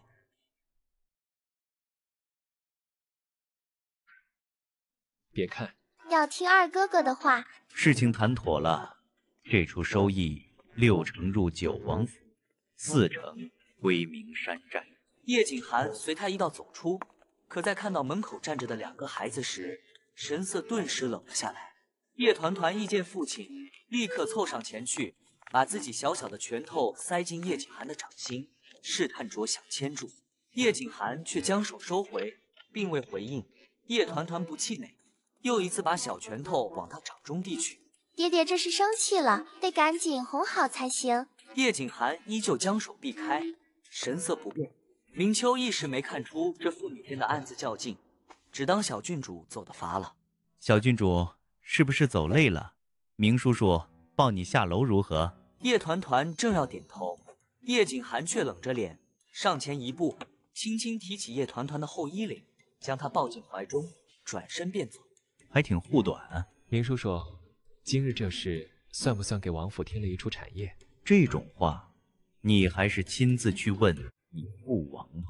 小家伙，自己惹的事还想把我牵扯进去，想得到没？叶战停下脚步，望着父王渐行渐远的背影，神情复杂。叶景寒高坐在主位上，叶团团在一旁，叶战站在下面。敢当了本王的玉佩，还敢去赌房？父王，孩儿知错了，求父王要不要替小矮子求情？他今天还帮了我，又那么带，就说都是我的主意，这才是当哥哥的样子。只听一阵脚步声，叶团团已经爬上了叶景寒的腿上。叶战准备给叶团团使眼色，让他别怕。爹爹，团团才3岁，什么都不懂的。团团是被二哥哥带去的呀，团团也不知道爹爹的玉佩能换那么多银子。爹爹，要罚就罚二哥哥吧，二哥哥还是从伙房的狗洞钻出去的呢。什么？这个绝世小恶魔，前一秒还说同甘共苦，下一秒就把我卖得干干净净，亏我还想替他挨罚，我气死！哈哈哈哈！好个小郡主，小小年纪就这么腹黑，合我胃口，得想办法收她做干女儿，以后跟我一起混。出去跪着，没有本王的命令，不准起来。院子里的飞鸟仿佛都在嘲笑他，不是笑他被罚跪，而是笑他被自己的妹妹给出卖了。你二哥哥还有什么大逆不道的事情？你若能再说出2件，本王今日就饶了你。叶团团歪着脑袋想了想，爹爹，二哥哥说他把收来的租都花光了。这件本王知道了。说第2件。要说个什么好呢？得找个无关紧要的糊弄一下爹爹。哦，二哥哥还说团团不守妇道。不守什么？正在旁边喝水的明秋一口茶水全喷了出来。失了分寸，这种话竟然有人敢往一个3岁的孩子身上扣。不好好读书，私自跑去那等地方，还带着妹妹胡闹。好得很。白姬，王爷，去传话给二世子，让他跪着抄10遍，说文解字。什么时候抄完，什么时候起身。是。叶团团察觉到父亲的怒气已然转向，悄悄松了口气。还敢把本王的玉佩拿去做这种事？不敢了，团团真的不敢了。他一边说，一边自觉地把圆乎乎的小脸凑过去，好好似的让父亲轻轻捏了捏。夜色笼罩山寨，四下灯火渐熄，一片静谧。叶团团悄悄从床上爬起，端着一盘偷偷流出的晚膳，小心翼翼地摸到叶战手里。叶战点着一盏油灯，一边揉着酸胀的手腕，一边低头抽水。二哥哥，二哥哥，团团给你送吃的来了。哼，谁要吃你的东西？你走。二哥哥，吃一口吗？真的很好吃的。不吃，出去。二哥哥别生气了，团团也是没办法的呀。要是团团也被罚了，谁来给二哥哥送吃的？团团这是从大局考虑。好像是我也道理，为什么跟我团团真的不知道那个词是什么意思嘛？本来只是想随便说一个糊弄爹爹的。好了好了，我不怪你了，你别哭别哭啊。真的？我是不是又上当了？好吃吗？他看着妹妹亮晶晶的大眼睛，心里一软。好吃。那二哥哥再吃一个。够了够了。二哥哥，洞山那边好玩吗？你问这个做什么？爹爹和明叔叔明天要去洞山。洞山？父王要去洞山，那边的官府可不太听话，这倒是个机会。小矮子，你怎么知道洞山的？团团路过的时候听到的。叶战顺着他指的方向看去，书房的烛火果然还亮着。父王和明叔叔还在商议，肯定有大事，再去听听。叶团团心领神会，两人露出鬼祟的笑容，两个小脑袋悄悄地摸到书房的窗户下面，蹲下身子，竖起耳朵。洞山那个知府，好大的官架子，青鸾城周围的官府是不是不听你？是你的分寨被洞山知府扣押了。对30几个兄弟说关就关，明日那30几个兄弟就要被押送京城。押解京城，本王并未收到汇报。好个洞山知府，是想换个主人了。明日本王和你去一趟洞山。话音刚落，一只野猫从墙角窜出，喵的一声，正好踩在叶团团的小手上。哎呦！屋内的两个男人瞬间沉默。这两个没出息的崽，偷听都能暴露自己，滚进来！窗户被推开，叶团团探出个小脑袋。爹爹，明叔叔，好巧啊！哈哈，是啊，好巧。叶团团扶着窗框，小短腿一蹦一蹦的，想翻进去，但个子太矮，只看到一个小脑袋在窗台上一上一下的闪现。走门。叶团团推开叶战，示意他快跑，他自己则整理了一下衣服，迈着小短腿，乖巧地从正门走进去。爹爹，明叔叔要出去玩呀！大半夜偷听，还想出去玩？主要是二哥哥想出去玩。刚跑到不远处的叶战听到这话，脚下一个趔趄，差点摔倒。好你个小叛徒，又出卖我！等着，我下次一定把你头上的蝴蝶结揪下来。哈哈哈！叶战这个小霸王竟然也有克星，真是个坑哥户，太可爱了。让他再抄10遍说文解字啊！还要抄10遍，二哥哥的手都快断了。团团想骑爹爹的听风，你爹爹的马不让别人骑的。哼，明叔叔有通体雪白的马。哇！叶瑾喊起身，将腿上的小奶娃一把抱起往外走。该睡了。哎，叶九，你别走了。叶瑾喊脚尖一点，抱着叶团团直接施展轻功，飞身远去。叶九，这小气又烂的性格真是过分。天一亮，千骑营和名山寨的兄弟们已经集结完毕。叶景寒站在队伍前训话，白姬抱着叶团团，正在为他挑选一匹温顺的小马。明秋走过来，二话不说，直接从白姬怀里把叶团团抢了过去。来，明叔叔抱。白姬抱着空荡荡的怀抱，愣在原地。我好像终于明白王爷为什么这么看不惯明寨主了，这人确实不咋地。走，明叔叔带你看更多的马。明叔叔，可以多带一匹马吗？团团又要干什么坏事？没有呀。跟明叔叔说实话。叶团团想了想，凑到明秋耳边，小声嘀咕了几句。明秋听完，露出了然的坏笑。1刻钟后，大队人马出发，浩浩荡荡前往龙山。队伍最后面，几个暗卫鬼鬼祟祟地护着一个身影，混在其中。走在最前面的叶景寒突然勒住缰绳，骏马长嘶一声停下。他缓缓回头，冰冷的目光穿过人群，精准地锁定在队尾。战儿，滚过来！糟了，还是被父王察觉了。孩儿知错，还请父王准许孩儿以功补过。如何补过？擅自出入不该去的地方之事，尚未与你清算，如今又暗中随行出城，胆量倒是不小。孩儿对洞山一带略知一二，愿为父王分担，还请父王给孩儿一次机会。父子二人相对而立，气氛凝重之极。不远处的马车内忽然传来一声轻微的闷响，这动静多半是那小丫头在车里不安分。谢父王。他连忙起身退到一旁，暗暗松了口气。叶景寒没有再上马，而是转身走向马车，伸手掀开车帘，帘子一挑，一张小巧的脸正贴在车窗边，悄悄往外张望。躲在车里偷看，这点小心思倒是机灵得很。爹爹，早安呀！原来刚才的声音是食盒摔了。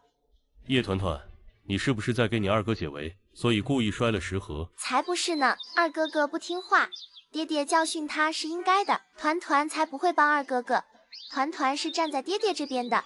那你为何问你明叔叔多要一匹马？爹爹好，爹爹棒，爹爹什么都知道，爹爹真是了不起呢。不和爹爹说话了，生气了，哼！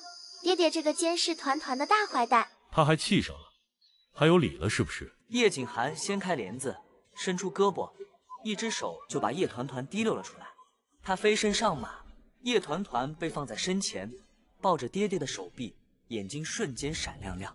哇！大惊小怪，看着这小蠢货崇拜的眼神，感觉其实也不错。爹爹，团团想骑听风。听风不同意。叶团团扭头看向右后方，那匹通体油亮的高大骏马，比周围的马都要高出一截，肌肉线条完美，神态高冷，即便落后半步，气场依旧是马中之王。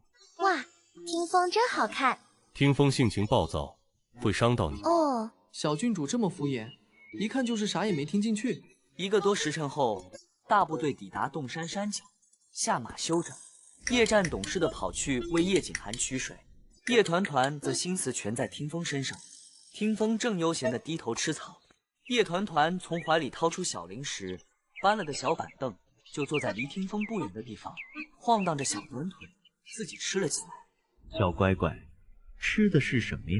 你爹爹给的吗？才不是呢，是暗卫给的小零嘴。又是暗卫那些稀奇古怪的东西，这黯然销魂芝麻球不好吃，吃了容易变黑，变得和听风一样好看。小乖乖，以后只吃明叔叔给的零食好不好？听风才不是吃这个变好看的。你怎么知道不是？因为听风根本不吃呀。好家伙，他什么时候喂的？小郡主什么时候靠近听风的？听风没有伤到小郡主吧？完了完了完了！小郡主终于还是对听风下手了吗？听风今晚会不会也要窜稀啊？心疼马王一秒。不远处，正接过水壶喝水的叶景寒动作一顿，缓缓放下水壶。这小蠢货，我说了，听风性情暴躁，让他不要靠近。他非但不听，还越来越大胆了，必须好好教育一下。叶景寒正要迈步，突然，山顶传来一阵巨响，所有马匹受惊，纷纷躁动不安。众人抬头望向山顶，更剧烈的声音传来，整个地面都在震动。仔仔快跑！是滚石！只见山顶上无数大小不一的石头正裹挟着烟尘滚落下来，天灾来得猝不及防。郡主小心，保护郡主！护卫们不顾危险的朝叶团团冲去，但滚石速度太快，根本来不及。一块尖锐的巨石正对准叶团团小小的身影呼啸砸下，死定了！千钧一发之际，几步外的听风发出一声长啸，后腿用力蹬地，前蹄高高扬起。在石头即将砸中叶团团的瞬间，听风用前蹄踢在巨石上，巨石被踢得改变方向，擦着叶团团飞出，在不远处轰然碎裂。叶团团仰头看着高头大马，还没来得及感谢，山顶上更多更密集的巨石滚滚而下，眼看就要将一人一马彻底淹没。就在这时，数道凌厉的剑光闪现，明秋已然出剑，一道道剑气将冲向叶团团周围的滚石尽数劈成粉末。一道黑影闪过，叶景寒在石雨落下的瞬间赶到，用外袍将叶团团严严实实的一裹，抱着他冲天而起，飞速撤离危险地带。滚石逐渐平息，众人心有余悸地聚集在安全地带。叶景寒抱着叶团团落地，多年未曾如此剧烈跳动的心脏仍在砰砰作响。有没有伤到哪里？爹爹，不怕，爹爹护着你。明秋和白姬并排骑着马，脸上是同款的呆滞表情。哇，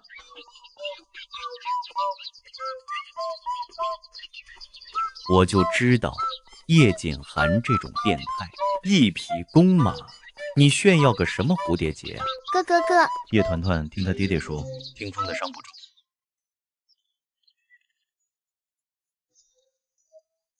这叫什么亲妹妹？眼里只有马。二爷，别生气了，小的给您带了。滚！别介啊，二爷，小郡主正在王爷面前。爹爹，你不要生二哥哥的气，他说是因为算术先生新教了。没错，叶战这厮文科不行，理科却是天赋异禀。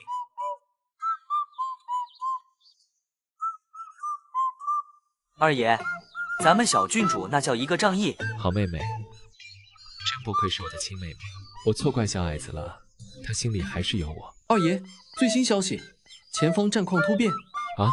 王爷说你这是在帮你二哥哥求情，那怎么可以？团团想了一下，听听，二爷，咱们小郡主多乖，多讲道理。哎，不是，二爷您别踹我啊！滚！看你把二爷给气的。二爷，你也滚！什么叫为了我好？为了我好，就让我继续抄书。黄昏，洞山知府王江带着一众官吏在官道旁躬身等候。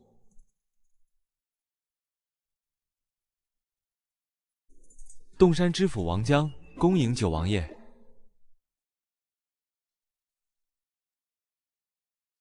想必这位就是火烧报国寺那位小魔王郡主了吧？见过小郡主。起来吧。谢王爷。王爷仪仗辛苦，下官已备好马车。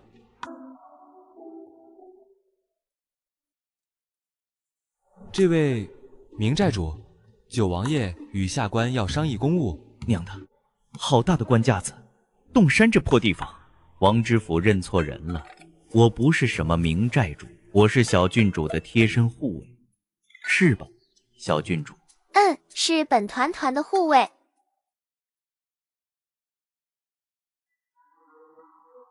小郡主都发话了，我敢说什么？是下官眼拙，请。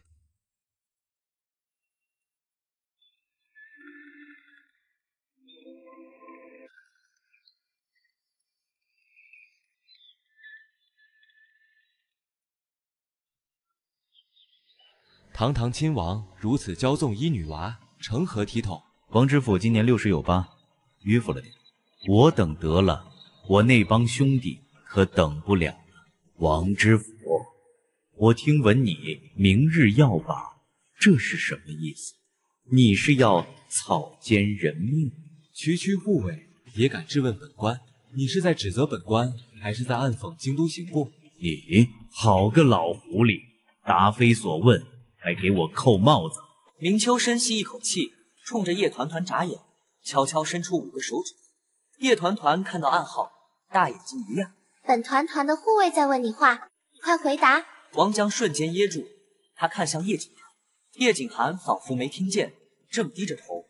完了，这哪是小郡主，这分明是我官图上的克星。叶景寒反复确认叶团团毫发无伤后，才松了口气，将她轻轻放在地上。小郡主，没吓到吧？快裹上，别着凉了。郡主，渴不渴？要不要喝水？一旁的千骑营士兵想上前献殷勤，却发现根本挤不进暗卫们形成的人墙。可恶！献殷勤这块，我们根本不是暗卫司的对手。王爷听风受伤了，马蹄上全是血。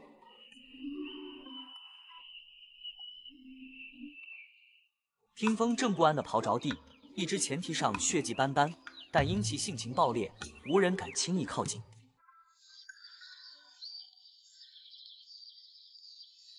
小听风是为了救我才受伤的。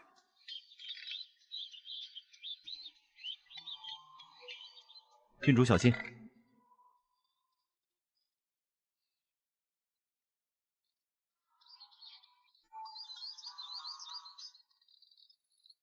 呜呜呜呜！小听风受伤了，都是为了救团团。呜呜呜呜！爹爹、二哥哥、暗卫哥哥，快来帮忙呀！听风是血统高贵的烈马，除了叶景寒，谁也不敢上前。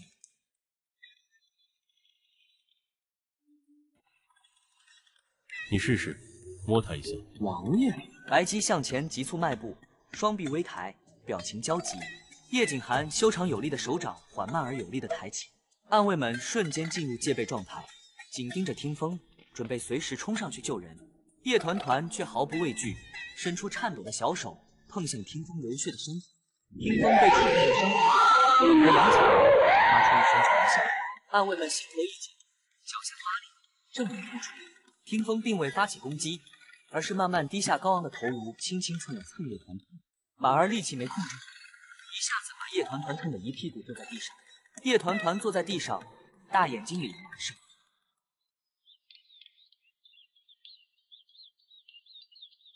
小听风，你是不是在告诉我你很疼呀？你不要害怕，团团会保护你的。暗卫们见状，纷纷松了口气。就说嘛，再烈的马也顶不住咱们小魔王。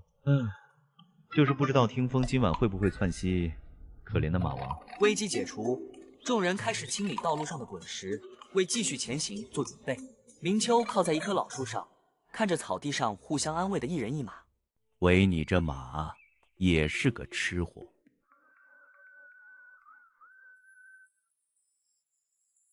你看看他的下巴。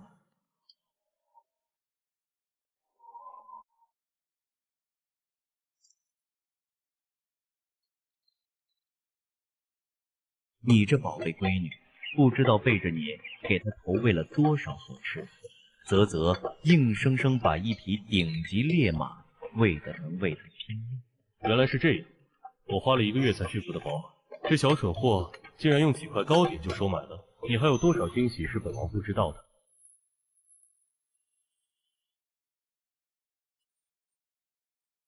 小矮子看到我买的这点心，肯定会高兴的扑过来。一个暗卫迎上前，唾沫横飞的将刚才的惊险一幕添油加醋。二世子您是没瞧见，当时那天空中的一小里长出了翅膀，飞到半空，替小郡主挡住了巨石。啧，可就那个意思。为了让您听得尽兴。原来如此，不过这小矮子也太厉害了，会赌钱就算了，连皇爷爷都降服不了的听风都能收服。她该不会真是天上的小仙女下凡吧？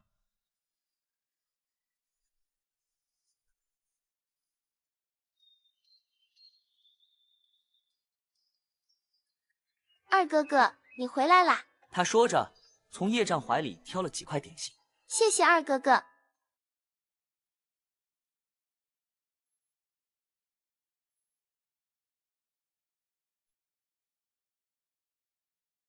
我这个亲哥哥，还不如一匹马重要嘛。等等，那不是听风吗？小矮子竟然可以喂他东西。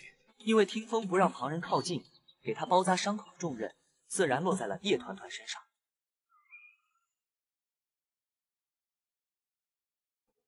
小郡主，对，先涂药膏，然后用这个纱布缠起来，就像我这样绕几圈。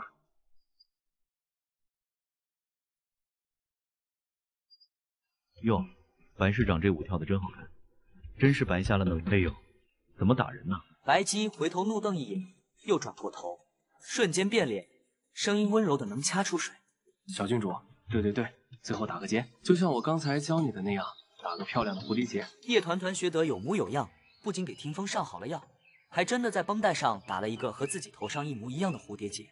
叶景寒抱着叶团团骑在马上，与听风齐头并进。叶团团时不时伸出小手，摸摸听风的鬃毛。喂，你这马是不是伤到脑子了？前蹄受伤，不更应该放低了走吗？他抬那么高做什么？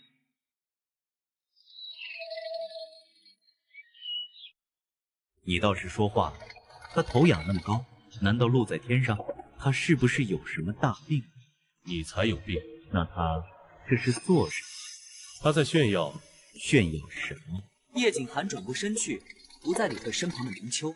听风抬起的马蹄上的蝴蝶结，随着他的步伐在风中得意的摇摆。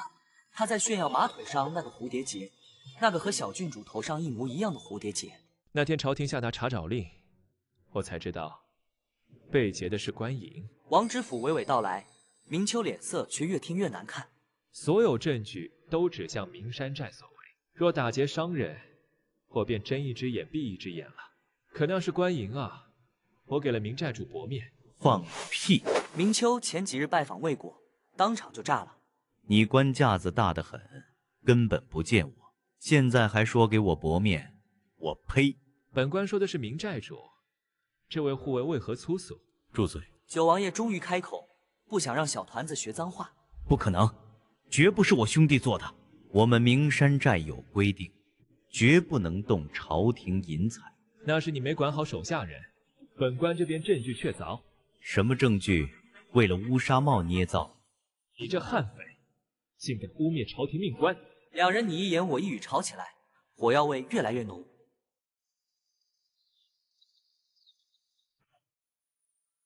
还请王爷定夺。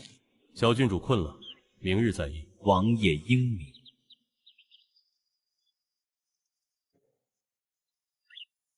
明日再议，明日可是押送犯人的日子，这不摆明了偏袒明秋吗？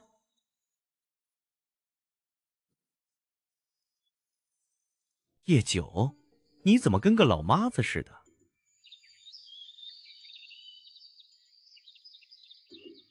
说，我问过兄弟了，真不是他们干的。这王知府也太狗了，海上抢的抓我陆地兄弟。王江若是个昏官，本王无需走这一趟。这本小册子记录了知府王江的所有情况。他32岁中探花，因执剑被贬西南，见周鹏破奇案，是青天大老。这人竟是个好官。不仅王江是清官，白姬也查验过证据，劫官银一事，人证物证都指向你明山寨。叶九，你不信我？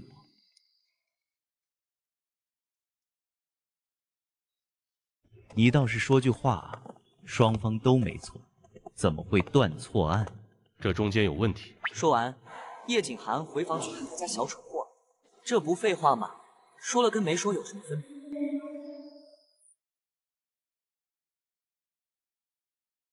二世子，你大晚上鬼鬼祟祟干什么？这个世界真糟糕。王知府年纪大了叫什么？早早躲。他打算呈上证据，说个公断。去码头。王爷，这……哇，大渔船吗？团团也要看。王知府，带路吧。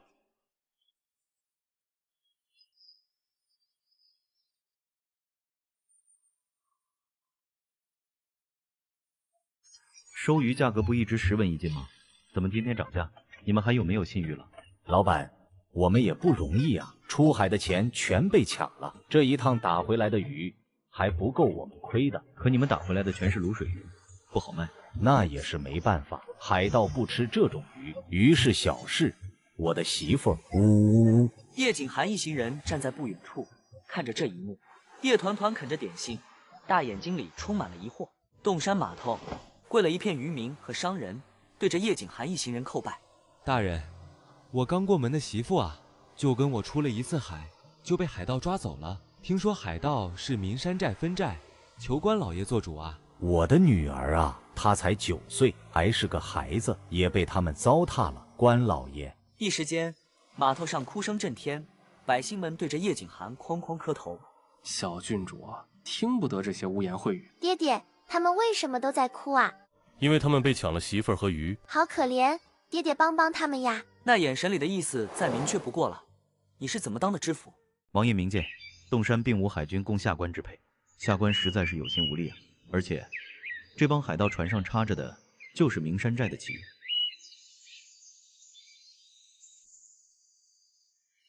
官银也是在海上被劫，随后运到海上，下官无能，无法追回，才上报朝廷。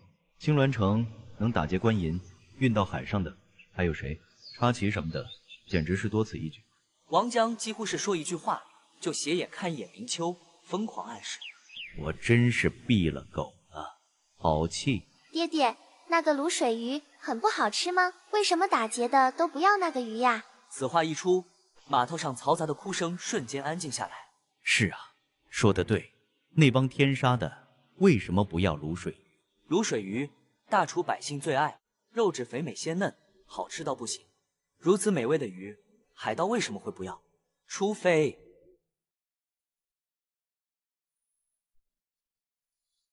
父王，那些海盗不是大厨人。孩儿查探过，根据渔民描述，那些海盗无论生活习惯、餐饮口味，都不是我们大厨人。既然不是大厨人，那跟我们名山寨半点关系都没有，只是打着我们名山寨的旗号招摇撞骗。说得好听，谁知道你是不是为自己开脱？你这昏官是不是年纪大了，脑子不好使？既然王知府没传，那我带人去，等我把人抓回来，等着王知府赔礼道歉。本官怎么知道明寨主是不是去做样子，既脱了罪责，又立了大功？你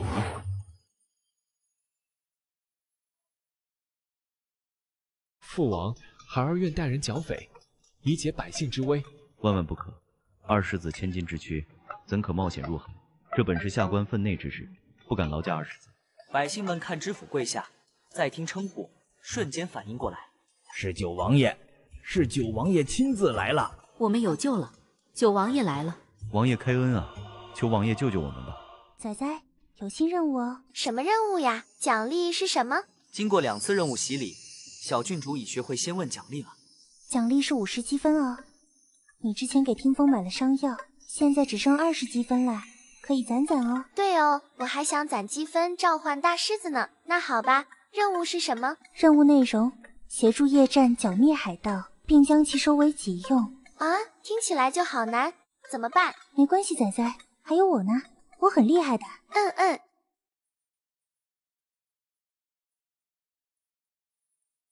又在打什么坏主意？爹爹，团团想和二哥哥一起去。不准！那是去剿匪，不是游山玩水。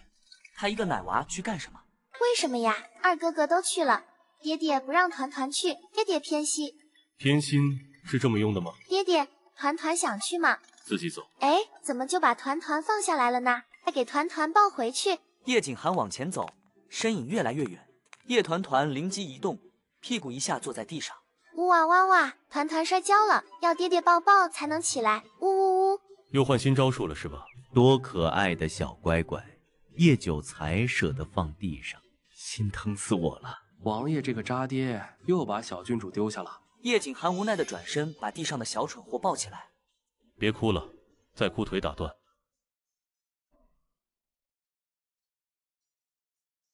本王说了，不准去。这都听得懂？这是父女加密通话吗？哼，爹爹坏，不理爹爹了。叶战和明秋出去，屋子里就剩下九王爷和在玩蚂蚁的叶团团。爹爹，爹爹，你看蚂蚁像不像船？要带着团团出海的船。叶团团，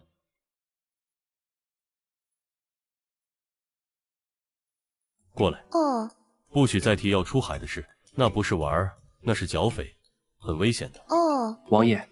小郡主的护卫训练好了，是张可人来了吗？是的，小郡主。好呀，好呀。九王爷点点头。白姬将训练后的张可人带了进来。张可人五官没变，可眼神却坚毅不少。张可人，你怎么又长高了？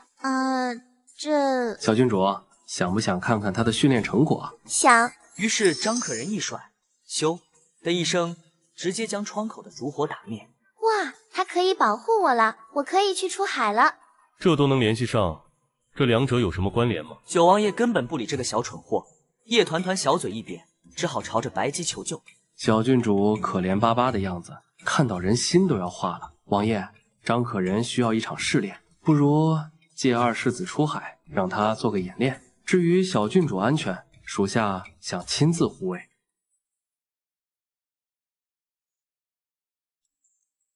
爹爹，怎么变重了？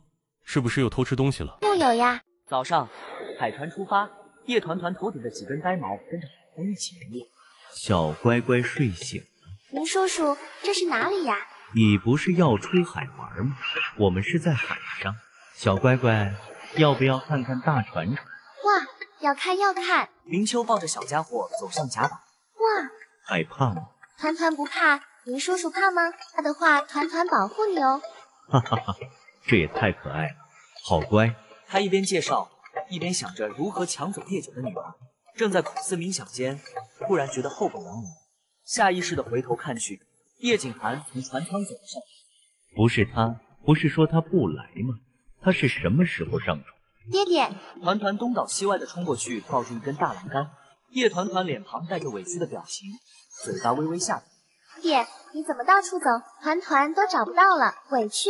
爹爹，你不是不来吗？爹爹担心团团，所以要亲自保护。直男爹爹是不会承认的。本王今日得闲，走错了路，所以才上了船。什么错路能直接走到船上来？爹爹，林叔叔说这是最大的船，能装下1000头羊。名山寨的税应该涨一涨了。听听这是人话，还不是因为小郡主要来。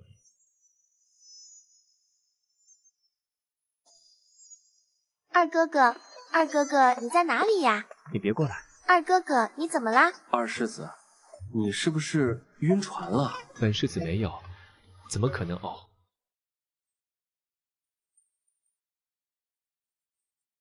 不准告诉父王呕。可是爹爹已经哦，明白了，不可以说。属下去给二世子找点偏方，二世子再忍忍。偏方根本没用，暗卫早试过了。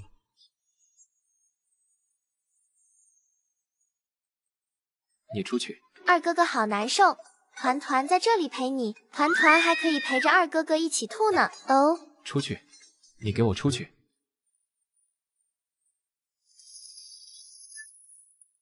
二哥哥，你勒到团团脖子啊，要死了。你没事吧？哎，二哥哥，你不吐了？哦，话说那夜战运船晕的是7荤8素，眼看就要把胆汁都给吐出来了。哦。二哥哥好可怜哦，脸都白了。七七，有什么办法能让二哥哥不晕船吗？有的呢，仔仔。只是这是一颗百解消灾丹，能去除百毒。可是团团不想二哥哥这么难受。一颗要30积分，仔仔，你只有20积分哦。20、30，还差10积分好像。那七七可以先借给我10积分吗？可以，必须可以，马上到账。于是，在夜战第12次干呕的时候，一只小胖手拍了拍他的胳膊。二哥哥，吃个糖就好了。我都吐成这样了，还吃糖？二哥哥，吃，我吃。不就是一会儿再涂点甜水吗？为了妹妹，他认了。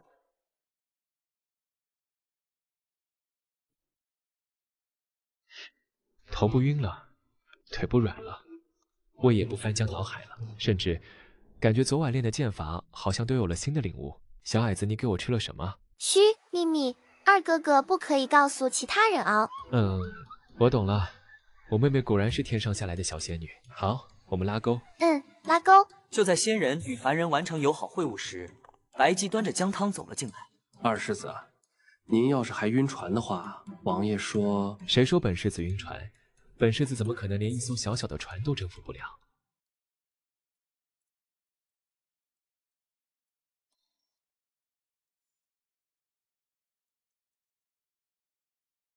王爷，我看二世子这状况，不如还是再下个码头。父王，孩儿已经好了，孩儿说了要将功补过。这小子内力好像精进了不少啊。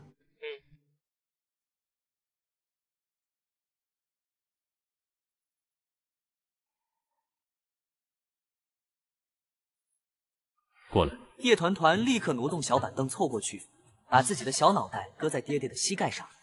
没长骨头是不是？嘴上这么说，手却没有把他推开。海盗所在的海域已确定，此次兵分两路，这艘船做诱饵，水勇在水下伏击，千骑营从陆路绕行。听着排兵布阵，叶战热血沸腾，而他妹妹呢，已经快睡着了。不能睡，不能睡，团团还有任务，还欠着77一屁股积分呢。就你这名山寨的大旗，能做诱饵？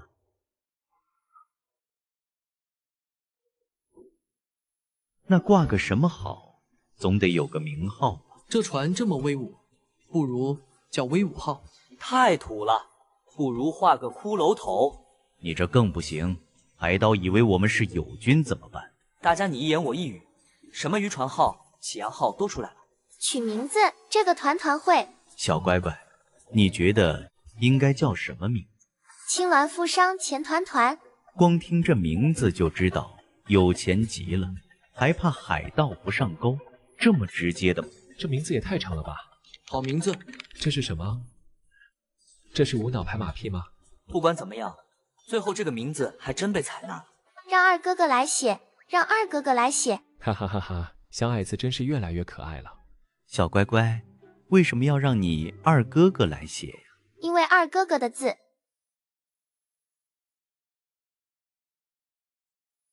因为二哥哥的字，一看就是没文化但很有钱的感觉。这是拐着弯骂我，字丑吗？哈哈哈哈哈！小乖乖太可爱了，我就喜欢看他哼歌。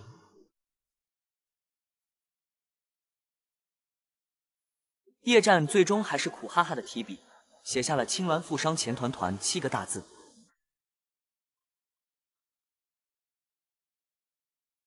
你看看，咱们小郡主多有文化，青鸾富商钱团团，这哪里是名字，这分明是一行诗啊！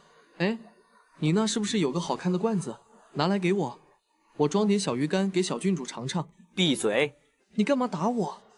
你总不能让小郡主也跟我一样拿个油纸包吃吧？多不好看！快把你那罐子……闭嘴！前面海上有动静了。暗卫立刻朝远处望去，嘴巴紧闭，眉头紧锁。海平面上，几个黑点正迅速朝他们靠近。瞧瞧，咱们郡主的大旗起作用了，鱼儿上钩了。一名暗卫侧身站立，眼神锐利，警惕地扫视着海面，随即右手向白姬打出一个简洁的手势。王爷，鱼儿上钩了。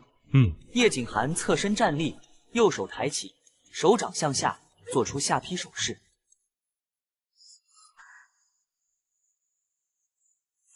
咦，大家都有叨叨，为什么团团没有？手里空空的，不高兴呐？小家伙看着别人都有家伙事儿，自己却两手空空，不开心了。一道黑影从面前快速划过，只留下模糊的残影。叶团团一愣，低头看，怀里已经多了一个好看的陶瓷瓶。这扑面而来的香味，是暗卫哥哥的味道。谢谢暗卫哥哥。叶景寒走过来，正好看到叶团团抓起一根小鱼干放进嘴里。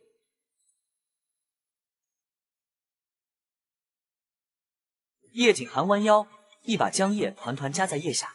呀，鱼！郡主，接住了！呼，好险，差点就没了。前方海面，不知何时突然冒出来一艘挂着骷髅旗的海盗船。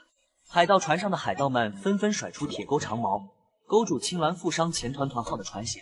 一群打扮得像水鬼的海盗顺着绳索荡了过来，嘴里发出意义不明的吆喝。他们说什么呀？爹爹说吃小鱼干的人是笨蛋。他严重怀疑爹爹在胡说八道。躲在暗处的暗卫听了，差点没憋住笑。天哪，王爷竟然会开玩笑了！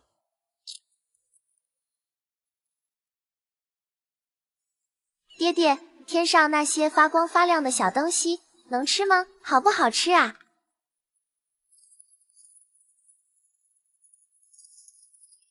吃。哦，那爹爹要吃一个小鱼干吗？暗卫哥哥给的都很好吃呢。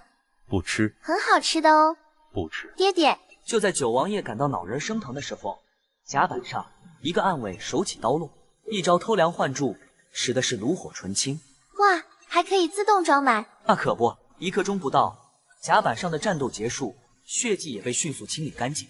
王爷，海贼一共11人，击毙9人，留下2个活口。叶景寒点点头，抱着叶团团飞身而下。叶团团抱着罐子，打量着跪在地上的2个水鬼。这2人长得黑漆漆的，皮肤上甚至长着像苔藓一样的东西。你们是人吗？这话落到2个水鬼耳朵里，就成了天大的侮辱。想死是不是？敢冲小郡主！龇牙！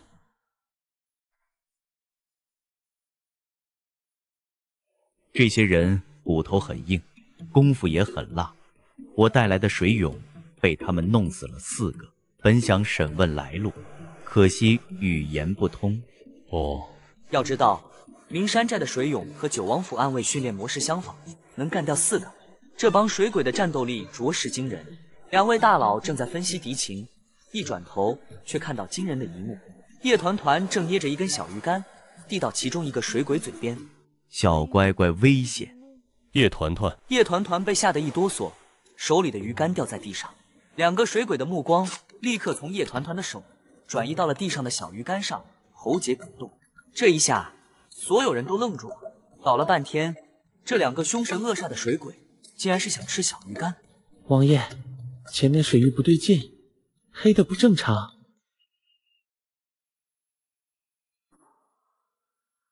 竟然是自己人杀人灭口，布阵。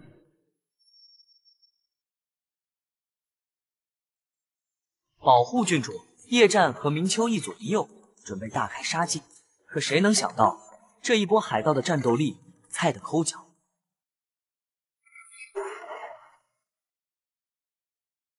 甚至于叶团团还没来得及吃下第2根小鱼干，战斗就结束了。怎么这一批战斗力这么差？饶命饶命啊！各位英雄饶命！哟，这批会说人话了。明秋露出一个笑容，手上剑花一闪，旁边的海盗眼皮一翻，直接吓晕了过去。剩下的海盗立刻死死捂住自己的嘴，说你们窝点在哪儿？又为什么要冒充我名山寨？谁说冒充的？我们就是名山寨分部。我劝你们这些商人最好放了我们。你们知道我们寨主和九王爷是什么关系吗？哦，寨主本人就坐在他们面前，他倒要听听这几个死到临头的蠢货能说出个什么话来。是什么关系啊？我们明寨主和九王爷那是龙阳相好，你要是敢动我们一根汗毛，噗！一片金叶子划破海盗头领的喉咙，他双目圆瞪，直挺挺倒下。明秋抹了把脸上的血，转头看向叶景寒，找死！后辈怎么凉死死？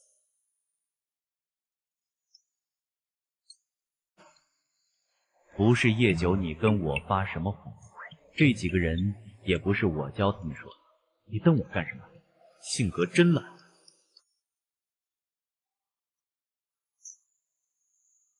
杀人时，九王爷不忘保护小闺女。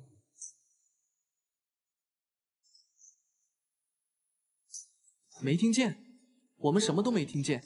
明秋看着叶景寒那张杀人脸，识趣的闭上了嘴。甲板上一片死寂，只剩下哗哗的海浪声。爹爹，什么叫做龙阳相好呀？声音清脆可爱，问题问得好，但这个问题下次不准问了。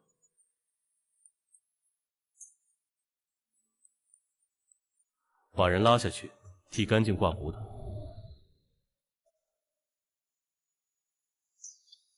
这青鸾钱团团什么来头？杀人比海盗狠，还要剥皮削骨。爹爹，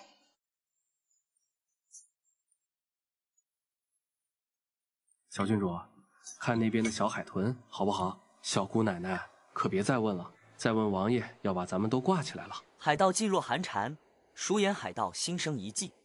横竖都是死，不如搏一把，抓女娃当人质，说不定有生机。熟眼海盗突然暴起，猛地朝白姬怀里的叶团团扑去。他壮实的手爪即将触碰到叶团团的脖子，拍是白姬无眼，其余是兵器入肉。明秋的大刀砍在男人后脖梗上，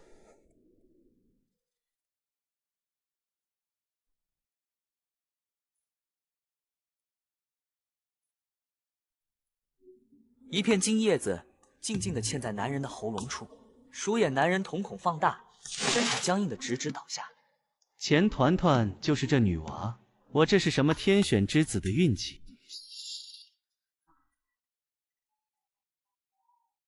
他没想到能集5种死法，死得隆重。咦，天怎么更黑了呢？不是天黑，是属下误入您眼睛。哈哈，救命怎么这么可爱？小郡主太单纯了，奖励小鱼干。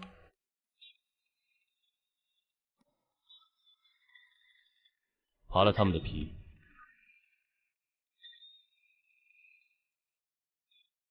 我们说，只求留个全尸啊，这哪是商船，分明是阎王殿，青鸾杀人狂魔团啊！爹爹，我们赢了吗？团团什么都没做，七七说需要团团才能赢的嘛。你想做什么？走路都摔跤的小蠢货，还想杀人？九王爷觉得有些好笑。想保护爹爹，七七说爹爹会很惨，团团要保护。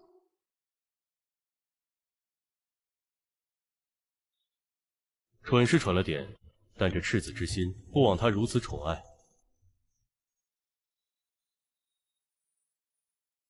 爹爹，你出去忙吧。团团乖，团七七，爹爹真的会很惨吗？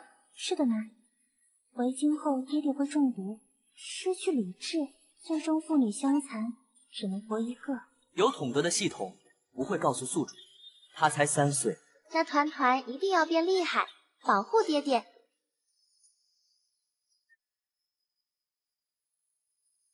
你弟小时候智商都忽高忽低吗？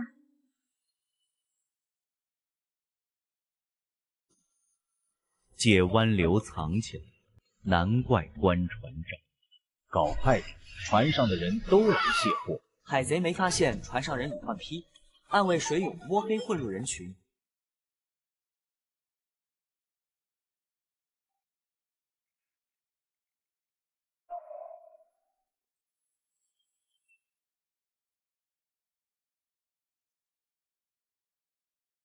我说你怎么不搬货？给老子麻利点！叶景寒神色骤冷，周身气息陡然沉了下来。这位大哥，他今日身子不适，这趟活别让他上手了，他那份我来替他干。你这行吧？好说，好说。营前开路，自古皆然。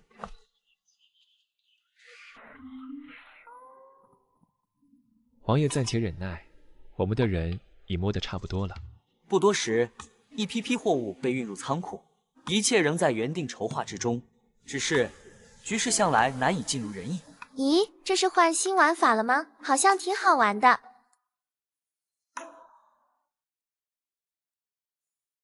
木桶被抬下船，小团团只当在玩摇摇车，全然不知自己已被当作货物带离甲板。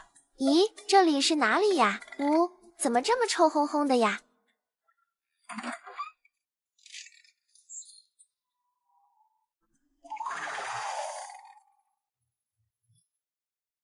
这屋子原材料挺多的，说什么不够？就是看我们新来的，折腾我们。这些个鳖孙儿，老子早晚把他们也丢进去泡尸。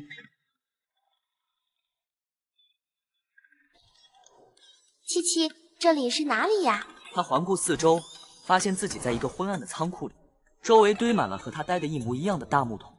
小郡主，是我。你也把自己摔到木桶里了？人家可没你那么笨，好吧？不是，我是看到有人把郡主你连着桶一起搬走了。心急之下，机智的张可人只好藏进木桶。这里好像是个仓库，门从外面锁上了。可是好臭啊！海贼的仓库是装巴巴的吗？我觉得有可能。他们说什么泡尸，是不是说错了？应该是泡屎吧？对，肯定是他们口音不对，把泡屎说成了泡尸。两个小女孩你一言我一语，说的团七七都沉默不下去了。仔仔，这个地方的确有尸体的味道啊！真有尸体吗？爹每次都捂住团团眼睛，所以团团都3岁了，还没见过尸体呢。这是什么嫌弃自己孤陋寡闻的口气？那我们一起找找吧。两个小脑袋凑在一起，正在研究第3个木桶。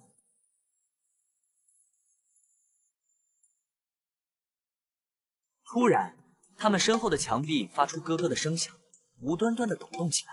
咦，尸体会动！话音刚落，那面墙被从里面推开，走出来几个黑漆漆的人，他们佝偻着背，看起来诡异又可怕。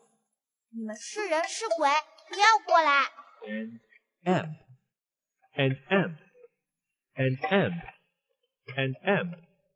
Asterisk。仔仔，他们说的是救我，救救我！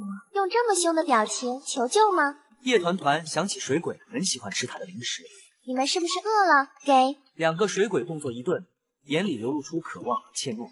小郡主，没事，他们不会伤害团团。两个水鬼吓得猛地后退了一步。团团也不会伤害你们哦，我可以吃团团手里的点心哦。水鬼最终颤抖着手拿走了点心，退到一边塞进嘴里。DF。仔仔，他们说谢谢，还想带你看看其他人。说完，两个水鬼退到墙壁被推开的位置，示意叶团团进去。郡主，小心有诈。没事。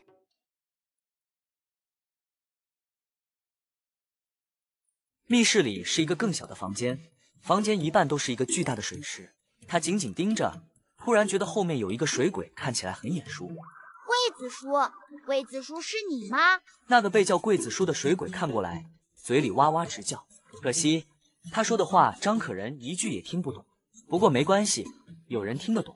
仔仔，这人说让你们快跑，这里有东西可以把人变成活死人。七七，活死人是什么啊？听起来好好玩的样子。就是介于活人和死人之间的东西。所以说这些水鬼叔叔以前都是人？听听，大家伙都听听，我就说我们小女帝只要离了九王爷，智商就飞涨吧。这可太聪明了。可人姐姐，你认识这个叔叔？认识，他是东市的桂子叔，卖牛皮糖的。整个青鸾城最好吃的牛皮糖就是他做的。可是桂子叔不是去年进山砍柴的时候走丢了吗？怎么会出现在这里？张可人说了一长串，但我们的小吃货郡主只听进去了3个字，而且还是整个青鸾城最好吃的牛皮糖。快走，逃！他在叫你们快走，快逃走，离开这个鬼地方。桂子叔，你放心，我一定把你救出去。张可人小时候常受继父虐待，是桂子叔偷偷给他饭吃，这份恩情他一直记在心里。牛皮糖叔叔以前是个好人呀。水鬼叔叔，你们都是青鸾城的人吗？叶团团明白了，这些人肯定是被人害了才变成这样的。你们为什么泡在里面？泡湿水月泡沙，里面是泡湿水。他们被抓来之后，每个月都会泡在里面，直到人被泡得完全丧失理智，只知道杀戮为止。原来是这个水的问题，还真是叫泡湿水，而不是泡湿水。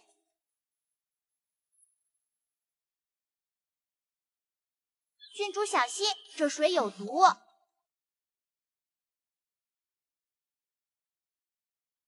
七七，这水里的毒能解吗？3765，求导，再求3x2y 硫磺素的微积分，最后100%分子。有了，仔仔，我马上把解药过渡到你的手指上。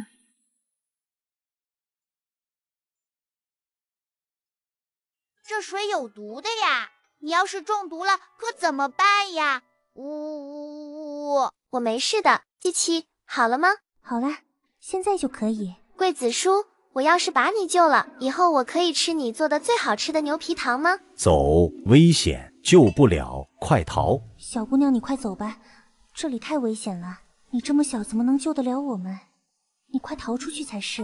哼，瞧不起团团是不是？被小瞧了的小郡主决定，必须露一手给他们看看。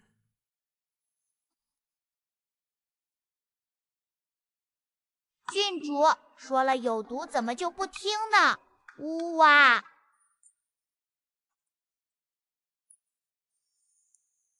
然而下一秒，他和所有水鬼都惊呆了。叶团团的手指上，一圈金色的光晕从指尖散开，水池里的水以肉眼可见的速度从黑漆漆变得清澈透明。水底出现2只悠闲游泳的青蛙，青蛙一脸懵逼的表情。小郡主果然很厉害呀！是天女现身了，我们有救了。现在我可以吃你做的牛皮糖了吗？好。他说好。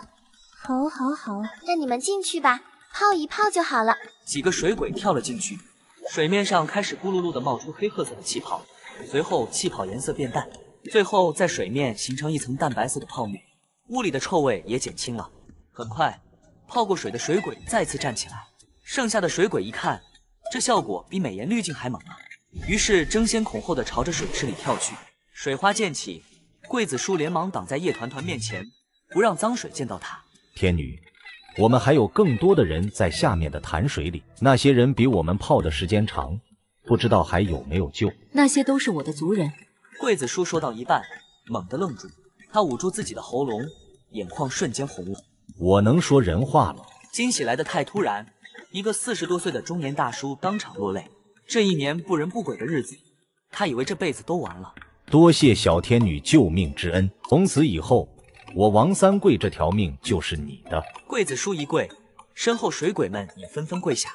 多谢小天女救命之恩。密室里动静太大，声音传了出去，外面仓库传来吱呀的开门声和脚步声。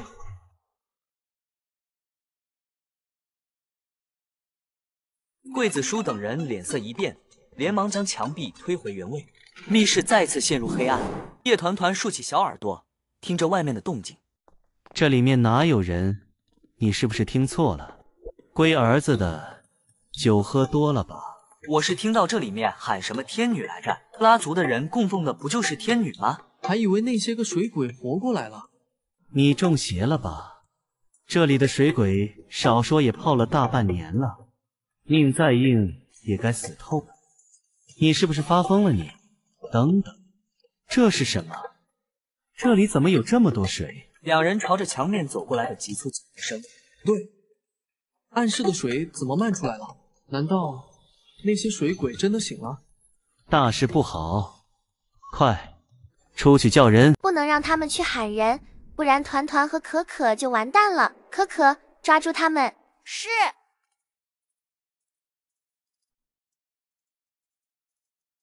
站住！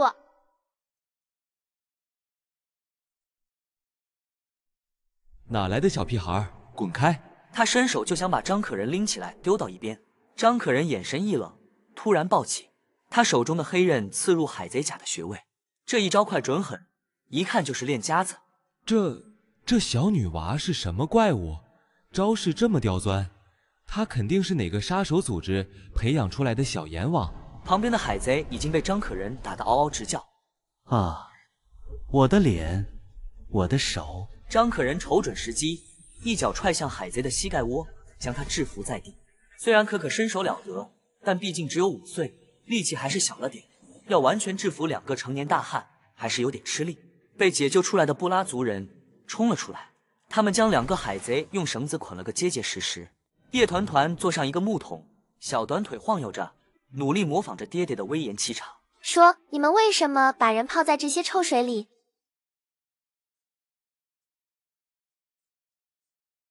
天女在问你们话，还不快回答！天女，你们这些无知的布拉族人，还真以为狗屁天女会降临人间啊？我说你们这些蠢啊！啊，好痛！话音未落，张可人拿着刀在海贼的右眼皮下面轻轻划了一道口子。张可人随手拿起一只臭袜子塞进他的嘴里。暗卫师傅教过，眼皮下面最疼，对付嘴硬的犯人就不能心软。这画面真是又血腥又骇人。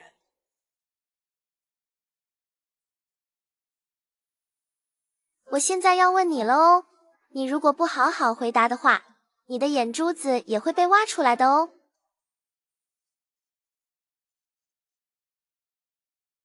这是什么玉面修罗？蒙煞我也！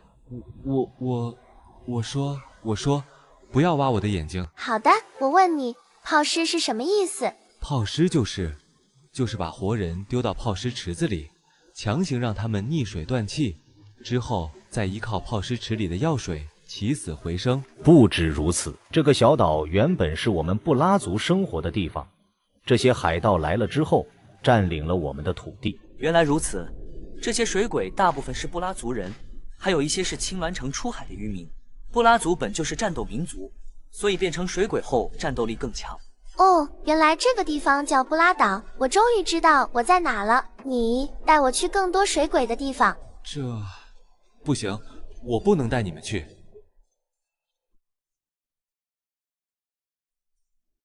不带我去的话，你的眼珠珠也会在地上滚圈圈哦。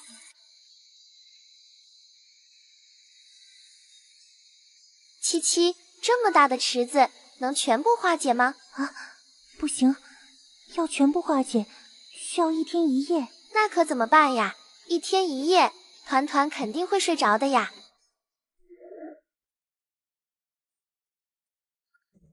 在这里找到了，就是这2个小女娃破坏了泡尸水，把她们抓起来严刑拷打。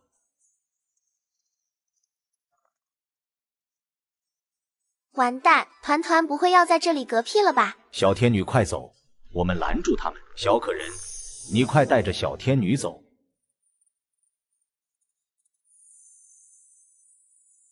然而，前路也被另一波海贼堵住，张可人只好拉着叶团团退了回来，将他护在身后。郡主，等会儿我撕开一道口子。话没说完，海贼们已经举着刀杀了上来。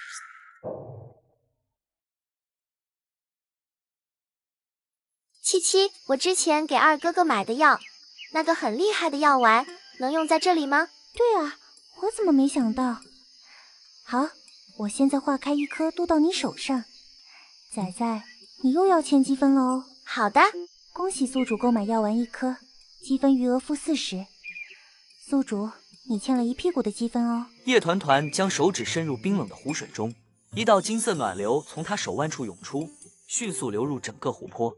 湖中原本静止的浮尸们一个个站了起来，他们恢复了神智，瞬间明白了是这个粉裙小女娃救了他们。你们快去帮桂子叔他们呀！天女下令，莫敢不从。所有恢复神智的人对着叶团团行礼，随后飞快加入战斗。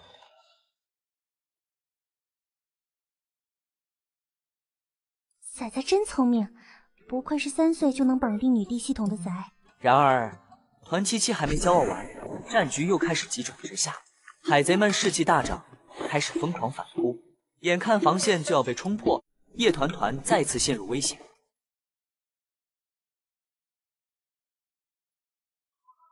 几道黑影从天而降，落在叶团团身边。为首的暗卫是个5大3粗的壮汉，此刻却带着哭腔：“小姑奶奶，我们总算是找到你了。”看这架势，这位200斤的壮汉是真的要哭了。与此同时，仓库外的战斗已经进入了白热化，小郡主消失了，真的要把暗卫击死了。小郡主这么可爱，别人捡到肯定不坏。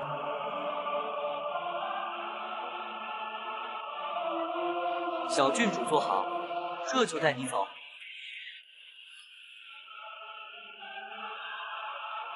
不好，二爷那边的桥断了。千骑营进不来，2哥哥有危险，我要去救2哥哥。我们的小团团像一条滑溜溜的小鱼球。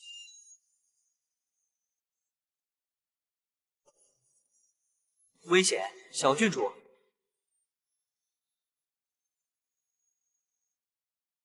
！200斤的壮汉看着空荡荡的心，再一次急哭了。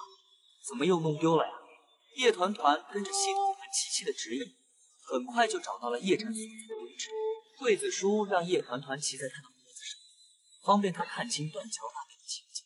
不看不知道，一看吓一跳。叶战被困断桥2哥哥，小天女，我们有办法，这桥下有备用石板。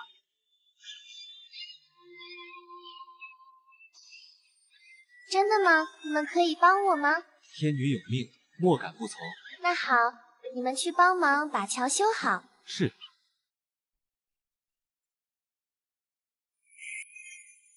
77，2哥哥不会有事吧？团77的话还没说完，布拉族人抬起石鼓。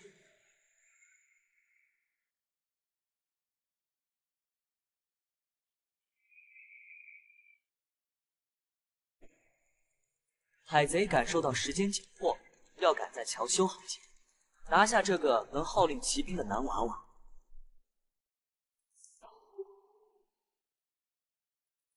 2哥哥，躲开你躲开呀！呜呜呜呜！小家伙吼着吼着，眼泪都飙了出来。就在那千钧一发之际，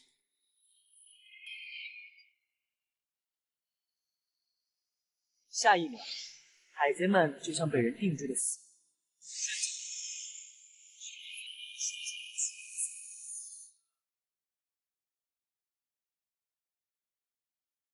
爹爹，叶战终于撑不住，猛地吐出一大口血，晕了过去。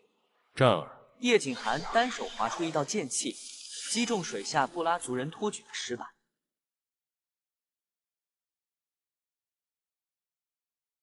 千骑营听令，杀无赦。是。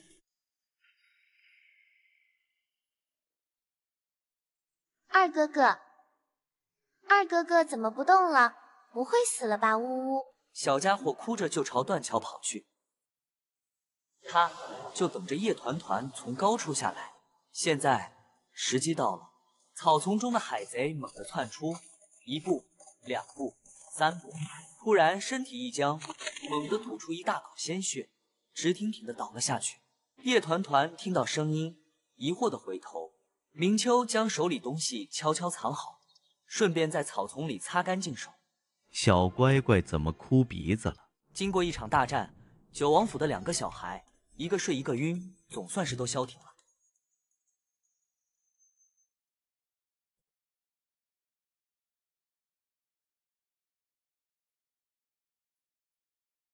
啧啧才8岁就能带兵剿匪了，你们王府的二世子不简单啊！明寨主由衷的感叹：王府的男孩子真是不容易。为什么要特意强调是男孩子呢？因为隔壁房间那个小女娃的待遇，那可就完全不一样了。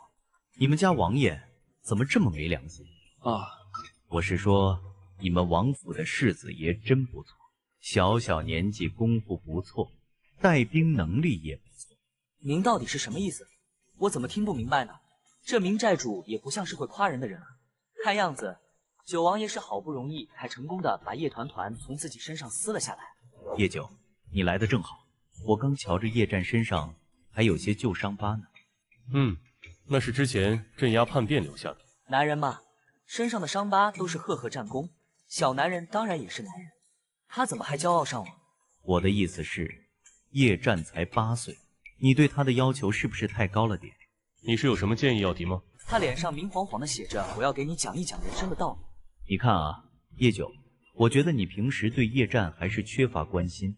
我也理解你，毕竟你现在身边2个孩子，一儿一女的，的确是有些顾不过来。要不这样，你把小团团给我养完。滚！明寨主绕来绕去的，不还是惦记我们家小郡主吗？骗娃养什么的，可耻！瞧瞧世子爷身上这7、8道伤，就你们王爷这个养法，小团团以后说不定就养成个糙汉。启禀王爷，外面跪了一地的布拉族人，说是要见见他们的天女。什么天女？天女不就是小乖乖吗？我之前在草丛里可听了不少，什么小女娃是布拉天女显灵的话。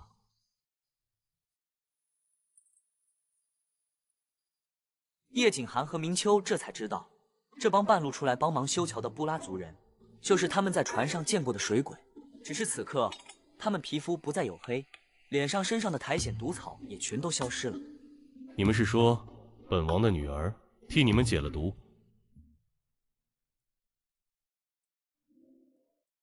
天女拯救之恩，我等永生难忘。我等布拉族人，愿意永生永世效力于小天女。他们都从彼此的眼神中看到了一丝惊讶。小团团什么时候学会解毒的？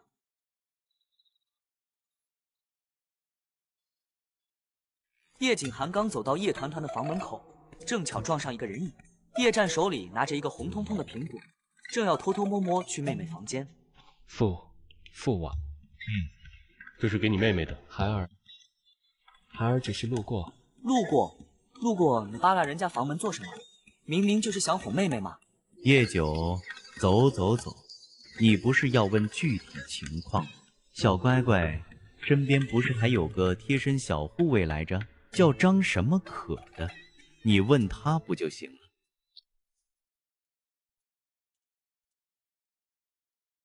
见父王走远，叶战松了口气，捡起苹果，溜进了房间。刚才暗卫清场时发现了一棵苹果树，就摘了些回来。叶战刚醒就撞见了，鬼使神差的，他就想把这个最大最红的给那个小矮子吃。床上的叶团团睡得四仰八叉，头上的2个小呆毛还随着呼吸一颤一颤。叶战在床边坐下，回想起断桥上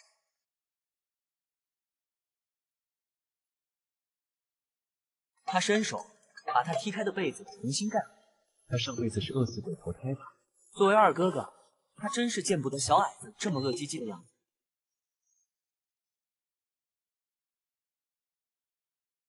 啊，咬一口，很甜的，好可爱。下一秒，叶团团小眉头一皱，小嘴眼看又要合上。叶团团一挪，一只小脚丫正好伸进了叶战大张的嘴里。呸呸呸，妹妹什么的，真是这个世界上最讨厌的生物。我给他吃苹果，他给我吃角角。哼！叶战气哼哼的走了。小郡主用一根手指就解了万毒池的毒，虽然早知道女儿有秘密，但这太离谱了些。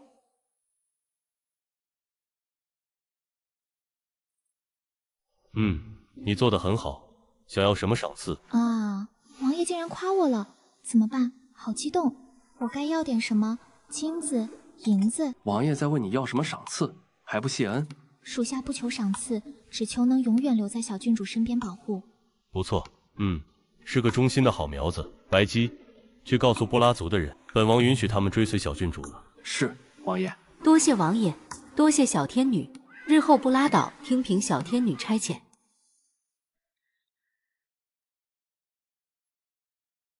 恭喜宿主完成任务，奖励积分50，当前积分余额为10积分。咦，任务完成了。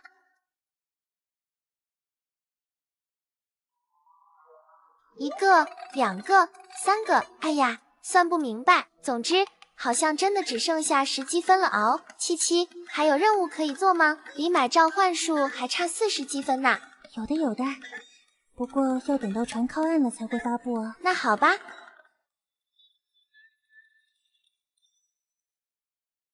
然而，理想是美好的，现实是残酷的。他的头发越抓越乱，成功进化成了鸡窝头 Plus。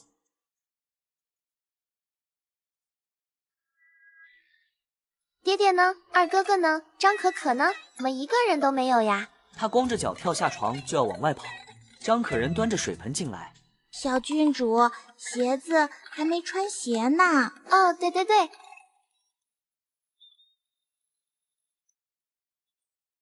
叶团团穿着鞋的小脚丫，两只鞋的猫头正深情对望。反了，穿反了，小郡主，你鞋子穿反了。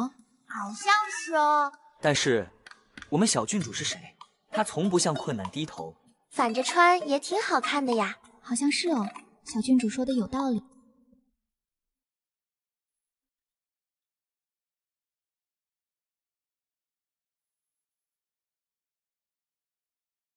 叶团团撅着小屁股，抱起一个比他头还大的椰子。暗卫哥哥，这是什么呀？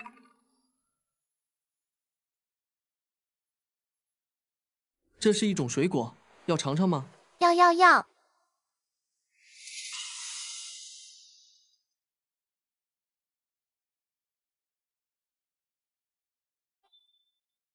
给，就用这个管管喝。谢谢12。此刻，所有暗卫都偷偷停下手里的活，竖起耳朵，表情紧张。好不好喝，这是个关乎海岛特产尊严的严肃问题。哇，好甜哟！嚯，就好像小郡主吃到好东西，是比抓了海贼王还值得庆祝的大事。叶团团被逗得咯咯直笑，一屁股坐在甲板上。12又给张可人开了个椰子，两个小姐妹手拉手喝椰汁。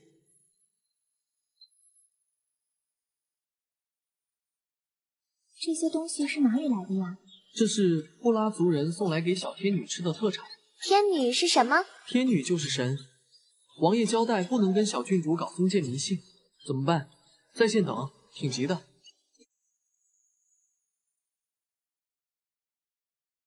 小天女的意思就是非常可爱的小郡主。真的吗？团团怎么不觉得自己可爱？我们小郡主那必须是全天下最可爱的女孩子了。拍马屁能不能把舌头捋直了？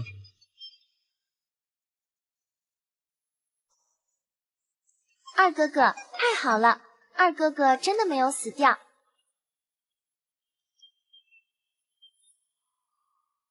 他忘了他的鞋是反着穿的，于是左脚热情地绊倒了右脚，在平坦的甲板上，他再次突破了自己。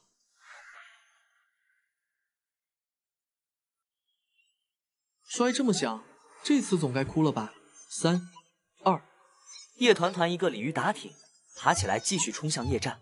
小郡主真棒！快走，妹妹什么的最烦了。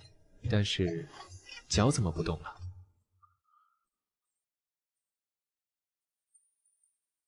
二哥哥，你的伤好啦？哼，想到昨晚的吃脚之辱，他还在生气。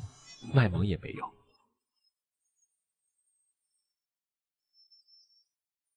七七，二哥哥的伤真的好了吗？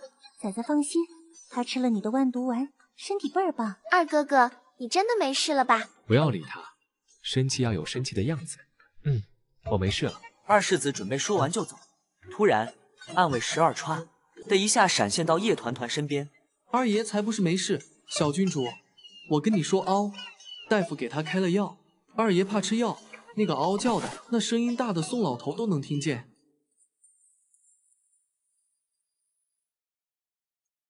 然后呢？然后呢？小郡主，您是没看到啊，昨晚上二爷他……暗卫正讲到二世子被小郡主脚丫子塞嘴的精彩片段，二爷他惨叫一声，然后就……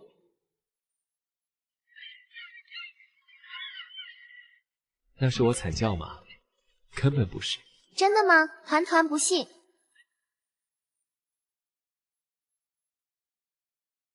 要高傲的二世子承认被妹妹脚丫子搞到惨叫，那是不可能的。那不是我的惨叫，是那帮海贼在叫。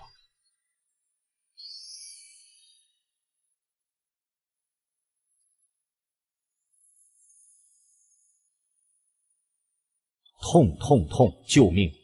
怎么突然飞来横刀，插到我大腿里了？拔不出来，痛痛痛！诺，就是这种惨叫。求生欲让暗卫们的大脑飞速运转，是时候展现拍马屁技术了。二爷真是好刀法，此等刀法，真是叫我等望尘莫及。二爷的刀快如闪电，让属下蒙尘的眼睛都看到了光明。二爷这一手，真可谓古往今来的飞刀第一人。属下观摩一次，已明白二爷绝顶天赋，佩服。到我了吗？怎么办？怎么办？我只上了半年私塾，散装成语都不会啊！好刀法，好。到团团了吗？终于到团团了吗？好刀，好。这马屁也拍得太明显了吧？凤尘技术这么烂的吗？好尴尬啊！好，更尴尬了呀！道不同不相为谋，妹妹什么的，真烦。咦，这是什么呀？虽然暗卫动作很快，但眼尖的小郡主还是看到了封面。封面上有2个好看的小哥哥。是什么呀？团团想看看。小郡主，这个不可以看的。为什么呀？团团看看嘛，道团团要自己拿出来看。这个真的不能看啊，小郡主。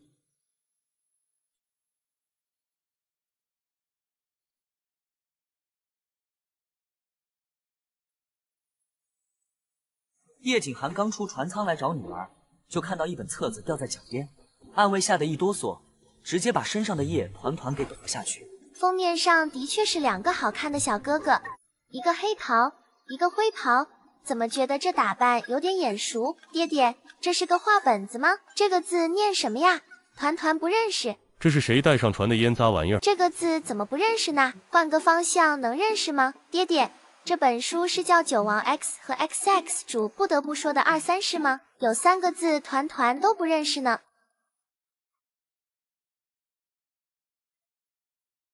爹爹，那3个字到底念什么呀？这画本子讲的什么故事啊？那个九王 X 和 XX 主之间发生了什么了不得的23事呀？一个问题比一个问题棘手，这要怎么回答？这根本没法回答。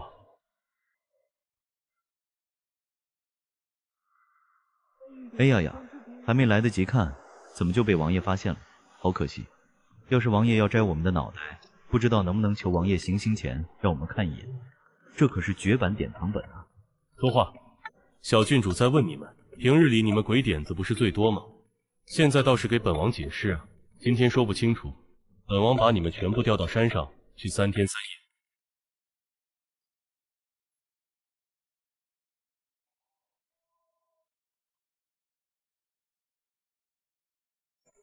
3天3夜不够是不是？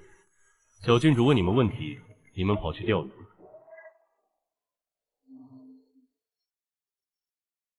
小郡主快看！哇，鱼！顿时，欢喜的泪水就从我们小吃货的嘴角流了出来。12，去拿火盆来。张航去拿铁签。王硕去给小郡主搬个小板凳。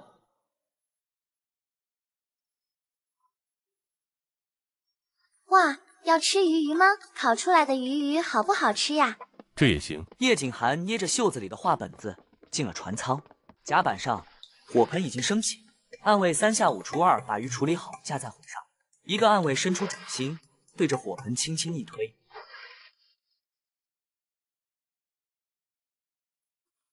暗卫哥哥好棒！一听到小郡主的夸奖，暗卫们跟打了鸡血似的，纷纷使出平生绝学，开始控火。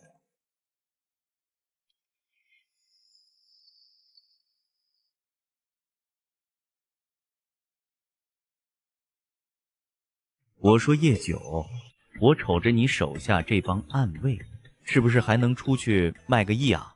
这家伙又犯什么病？我没惹他吧？确定没惹他？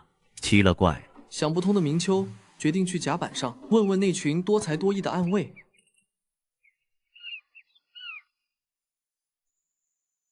那光头老板吃肘子撑死了，说明他家的肘子真的好吃啊。那光头男人死了，他婆娘怎么办？一个女人家不得被人欺负。这个问题问得好，侍卫营兄弟们耳朵都竖了起来。暗卫司这帮不要脸的，献殷勤跑得比谁都快，水都泼不进。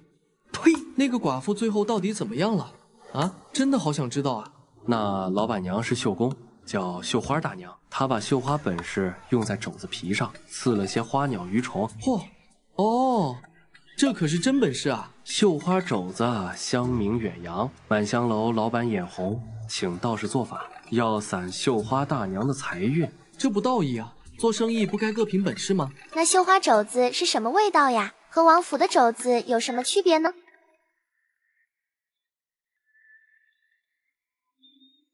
我也想知道啊，那肘子有何过肘之处？作为江洋大盗，我打算半夜溜进去尝尝。哦，对对对，有理有理。呸！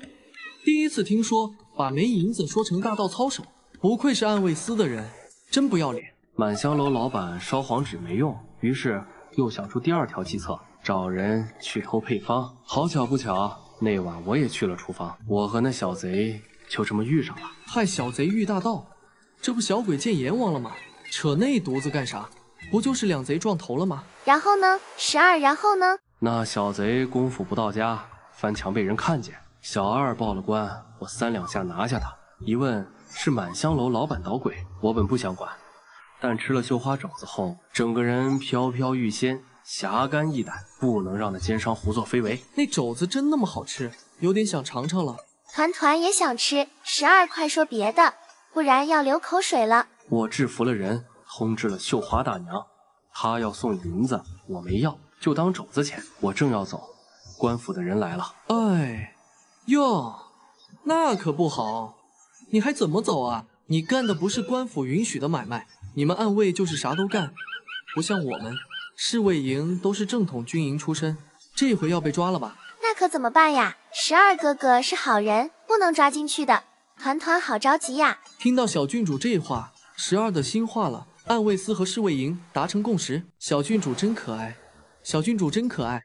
官府把四周都围了，我没地方出去。不过最后我还是出去了，是和绣花大娘一起出去的。绣花大娘说12是好人，可12是好有名的大盗呀，官府还是会抓你的吧？哦哟哟，大家又一次统一了意见。小郡主真聪明，小郡主真聪明，小郡主说的对。所以12你是怎么出去的？你们这么多人都猜不出来？绣花大娘是不是个胖胖的大娘啊？然后她直接把12丢出去了。小郡主说对了一半。那是怎么出去的呀？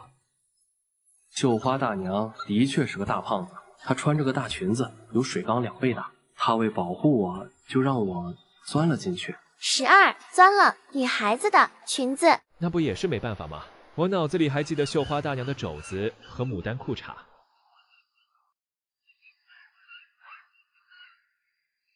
哈哈，12你真有本事，钻了人家寡妇的裙子。哈哈，你们暗卫真是龌龊哦。哈哈哈哈，寡妇的裙子你也敢哈哈哈哈？叶团团虽然不明白，也跟着咯咯笑起来。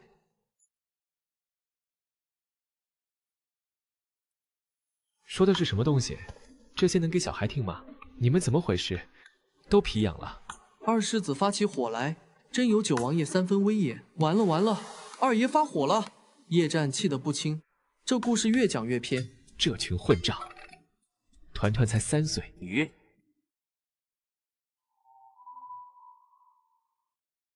所以我这是白操心了。叶战坐下，叶团团伸出小手，扒拉了一下他的胳膊。叶战不理他，扭过头去。叶团团又扒拉了一下，叶战整个背过身去，留给妹妹一个背影。咦，团团好像没有惹到二哥哥呀。暗卫哥哥，你还有没有画本子呀？小郡主想要什么画本子呀？有没有哥哥为什么又生气了呀之类的画本子？团团想看看。暗卫乙的表情瞬间凝固，差点笑到飞起。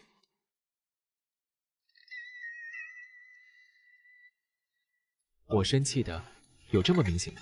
明秋从暗卫那里打听清楚后，一个飞身就窜上了最高的桅杆。叶景寒正负手立于桅杆顶端，看到明秋上来，叶景寒眉头一皱，抬腿就要把他踹下去。我说叶九，你一个人在上面吹冷风啊？你有意见？不敢不敢，我就是上来问问你是不是得了个画本。叶景寒眸色一寒，索性闭上眼，懒得理他。不说我就不知道了。那画本子画的是我和你，真的假的？给我看看。滚！我就看一会儿，看完就还你。明秋是想死吗？给我看看啊！我也是男主角，你一个人偷偷看是不对的。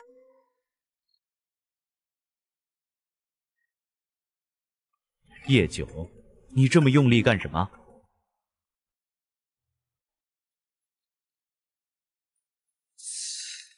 这是听到了什么？这么用力，了不得了啊！看什么看？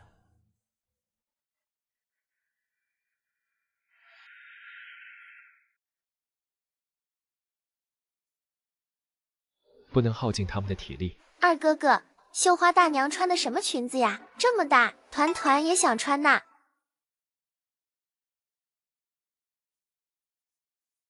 他的关注点居然在这。嘿嘿，二爷您看，小郡主没学坏，您消消气，坐，吃点。哇，看着都觉得那里一紧。明寨主辛苦，明寨主辛苦。我说，你就不能把画本子给我看看吗？按理说，我也是有权利看的。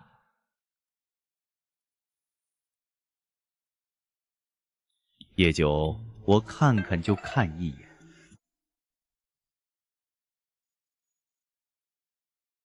我看看啊，又不是不能见人的东西。不是，你干嘛用这种眼神看我？那画本子里真的有不能见人的东西。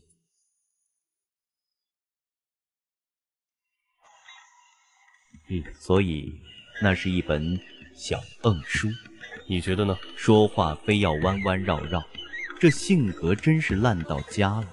那是我，你还是你，我。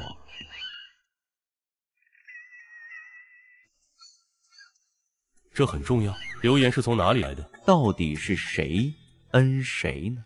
不行了，不行了，脑子里有画面了。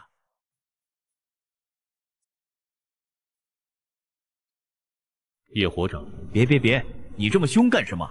难不成真是我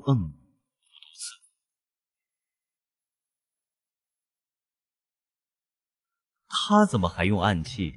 是不是玩不起？还是说我猜对了？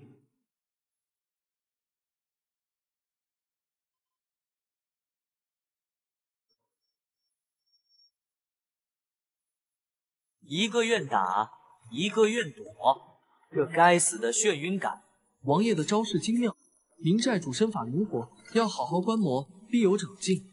叶九这人一言不合就出杀招，性格真是烂透顶。不过这性格10年如一日，也挺不容易。那本画本子在明寨主被打得衣不蔽体后，彻底禁了言。大船缓缓驶入洞山码头，船头一面火红色的旗帜迎风招展，上面绣着几个大字：青鸾富商钱团团。洞山知府王江带着一众府衙的人早已在码头等候。钱团团，这旗子不像是剿匪，倒像是打劫的。老夫真是不懂年轻人，随着大船靠岸，几艘小船划过去，准备接人。其中一条小船后面还跟着另一条装满了海贼俘虏和箱子的囚犯船。白姬身影一闪，脚尖在水面上轻点几下，落在王江身边。王知府还需要多备2条船，用来接回被救的人质。百姓们听见了，立刻向后面传话：听见没？九王爷和明寨主把咱们的妻儿都救回来了。这话如投入水中的石子，一圈圈荡开。很快，整个码头的百姓都沸腾了，百姓们纷纷跪倒在地。九王爷千岁，千岁，千岁！大家快快请起，使不得，使不得！叶景寒和明秋早已嫌此地吵闹，施展轻功，悄无声息地落在了人群外围。奇了怪了，九王爷和明寨主呢？怎么不见人影？知府爷爷，你是在找团团吗？哎呀，小郡主也一同去了，可有受伤。剿灭海贼是老夫的事，怎能让小郡主亲历险境？真是惭愧惭愧啊！没有受伤熬，团团很厉害的。王江看着他，脸上露出心疼又慈爱的笑容，下意识伸出手想帮他整理蝴蝶结，但又顾及身份，手伸到一半又尴尬地收了回来。没事就好，没事就好。好香呀，是陆地上的味道，好想吃点热乎乎、软糯糯的东西。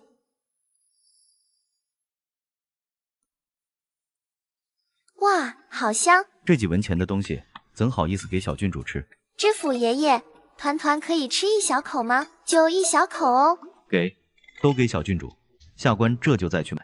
哇，谢谢知府爷爷，好多好多了。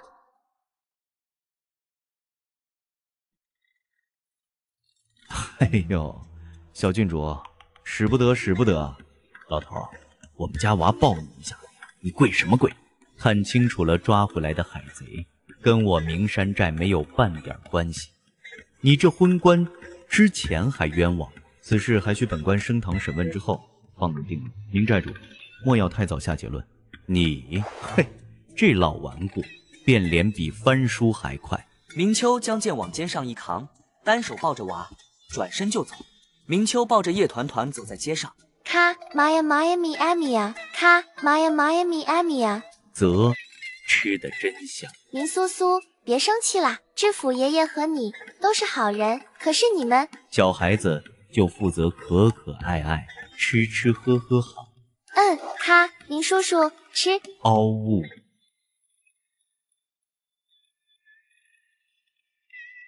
真可爱，怎么才能让叶九把这小乖乖给我养呢？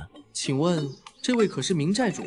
何事？那些被抓回来的海贼，那些不是明山寨的人哦。好的好的，我就问问明寨主，我真的没有看那个画本子。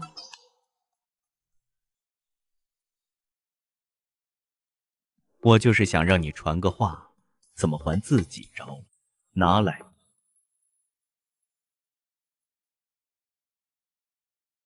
4个角都翻成了半圆形，你管这叫没看？出去传话，就说我明秋说了，明山寨从本寨到分寨都不抢无辜。好嘞，我这就去传话。天哪，今天跟明寨主说了这么多话，回去能吹1年。更重要的是，我见到画本子的真人了，这英俊挺拔的身姿，俊朗儒雅的五官，真不愧是顶级的。孟寿，太激动了。阿弟，奇怪，没受凉，怎么打上喷嚏了？一个吃货露出这种眼神，真是稀奇。明叔叔，刚才那个画本子是不是很好看呀？救命！小孩子为什么对这种东西感兴趣？他这么可爱，提的要求我根本没法拒绝。明叔叔，刚才那本是不是就是九王 X 和 X 寨主不得不说的2、3事呀？团团都看见封面了。来了，送命题他来了。这种不正经的话，本子要是敢给他看，叶九那家伙怕是会提着刀追着我砍10条街吧。这怎么办？小孩子家，别问这些，吃你的栗子去。明叔叔骗人，团团都看到啦，封面有你和九叔叔的画像呢。哦，我倒想看看是什么画本子，能让我们明寨主如此紧张。少来，这都是些胡编乱造的玩意儿，有什么好看的？九叔叔，你看，就是这个，上面还有明叔叔的画呢。这画的倒是有几分传神。明叔叔别抢，九叔叔还没看完呢，里面写了什么呀？是不是说明叔叔和九叔叔一起打坏蛋？看来我们明寨主在民间的人气倒是不低。明叔叔，我们要去哪里呀？团团还想吃栗子。九王爷，下官有要事禀报。方才审问海贼，得知他们背后还有靠山，并非零散匪寇。哦，什么靠山，竟敢在这洞山一带兴风作浪！海贼头目招供，他们是受黑风堂指使，专门在海上劫掠过往商船，还说之前诬陷名山寨的告示也是黑风堂的人暗中操作的。好个黑风堂，竟敢栽赃陷害我名山寨，看我不端了他们的老窝！明叔叔别生气呀，我们和九叔叔一起去打黑风堂好不好？团团也能帮忙。好，等解决了黑风堂，叔叔再给你买好多栗子。黑风堂根基不浅，不可鲁莽。王知府，你先带衙役守住码头和城门，防止他们逃窜。白姬，你去探查黑风堂的据点。是，九王爷。下官这就去安排。此次定要将黑风堂一网打尽，还明寨主一个清白。王江和白姬迅速行动。九叔叔，黑风堂是不是都是坏人呀？他们会不会欺负团团？有九叔叔和明叔叔在，不会有人欺负团团的。叶九这次算他们运气好，有这小乖乖在，不然我非拆了黑风堂不可。九叔叔吃，明叔叔吃，吃完我们一起打坏人。黑风堂的阴谋初露端倪，一场新的较量即将展开，而此刻的温情正是他们并肩作战的底气。茶寮坐落于官道旁，往来行人稀少。叶战和明秋相对而坐，叶团团趴在桌上，把玩着一颗圆滚滚的栗子。白姬探查消息向来稳妥，不出1个时辰，便会有黑风堂据点的消息传来。那黑风堂藏头露尾，若是敢出来，我定让他们吃不了兜着走。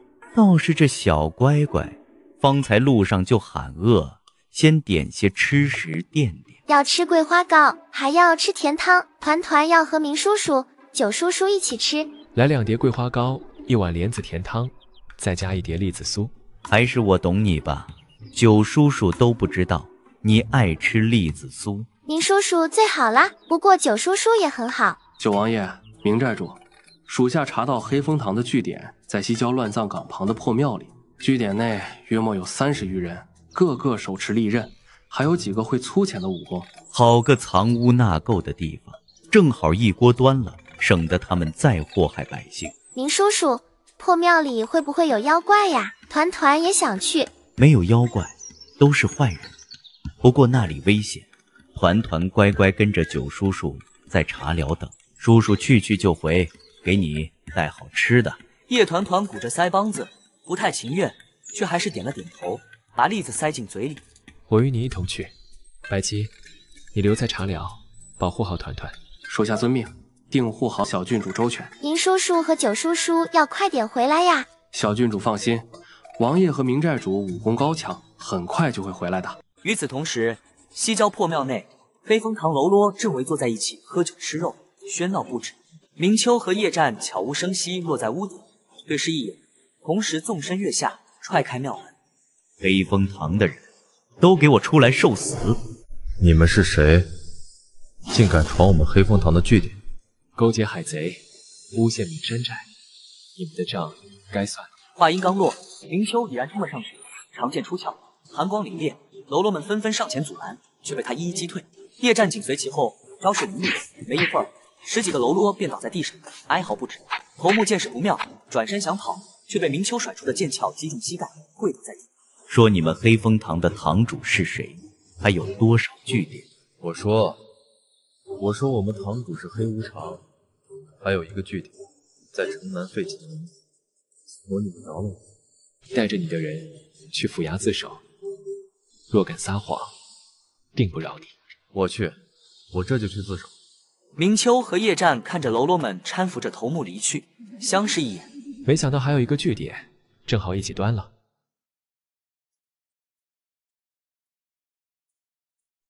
茶寮门口，叶团团正趴在门框上打哈欠，听到脚步声，立刻抬起头，看到明秋和叶战，眼睛一亮，飞奔过去。明叔叔、九叔叔，你们回来啦！回来了，坏人都被我们打跑了，还查到了他们另一个据点。林叔叔好厉害，九叔叔也好厉害。路过点心铺，给你买的桂花糕。谢谢九叔叔，团团好开心。王爷，接下来我们要去城南废弃粮库吗？先回府衙告知王知府，让他带人协助，务必将黑风堂一网打尽。走，去端了他们的老窝，然后带小乖乖去吃好吃的。黑风堂的据点接连暴露，正义的锋芒已然逼近，而藏在背后的堂主黑无常却仍在暗处窥伺，一场更大的危机正在悄然酝酿。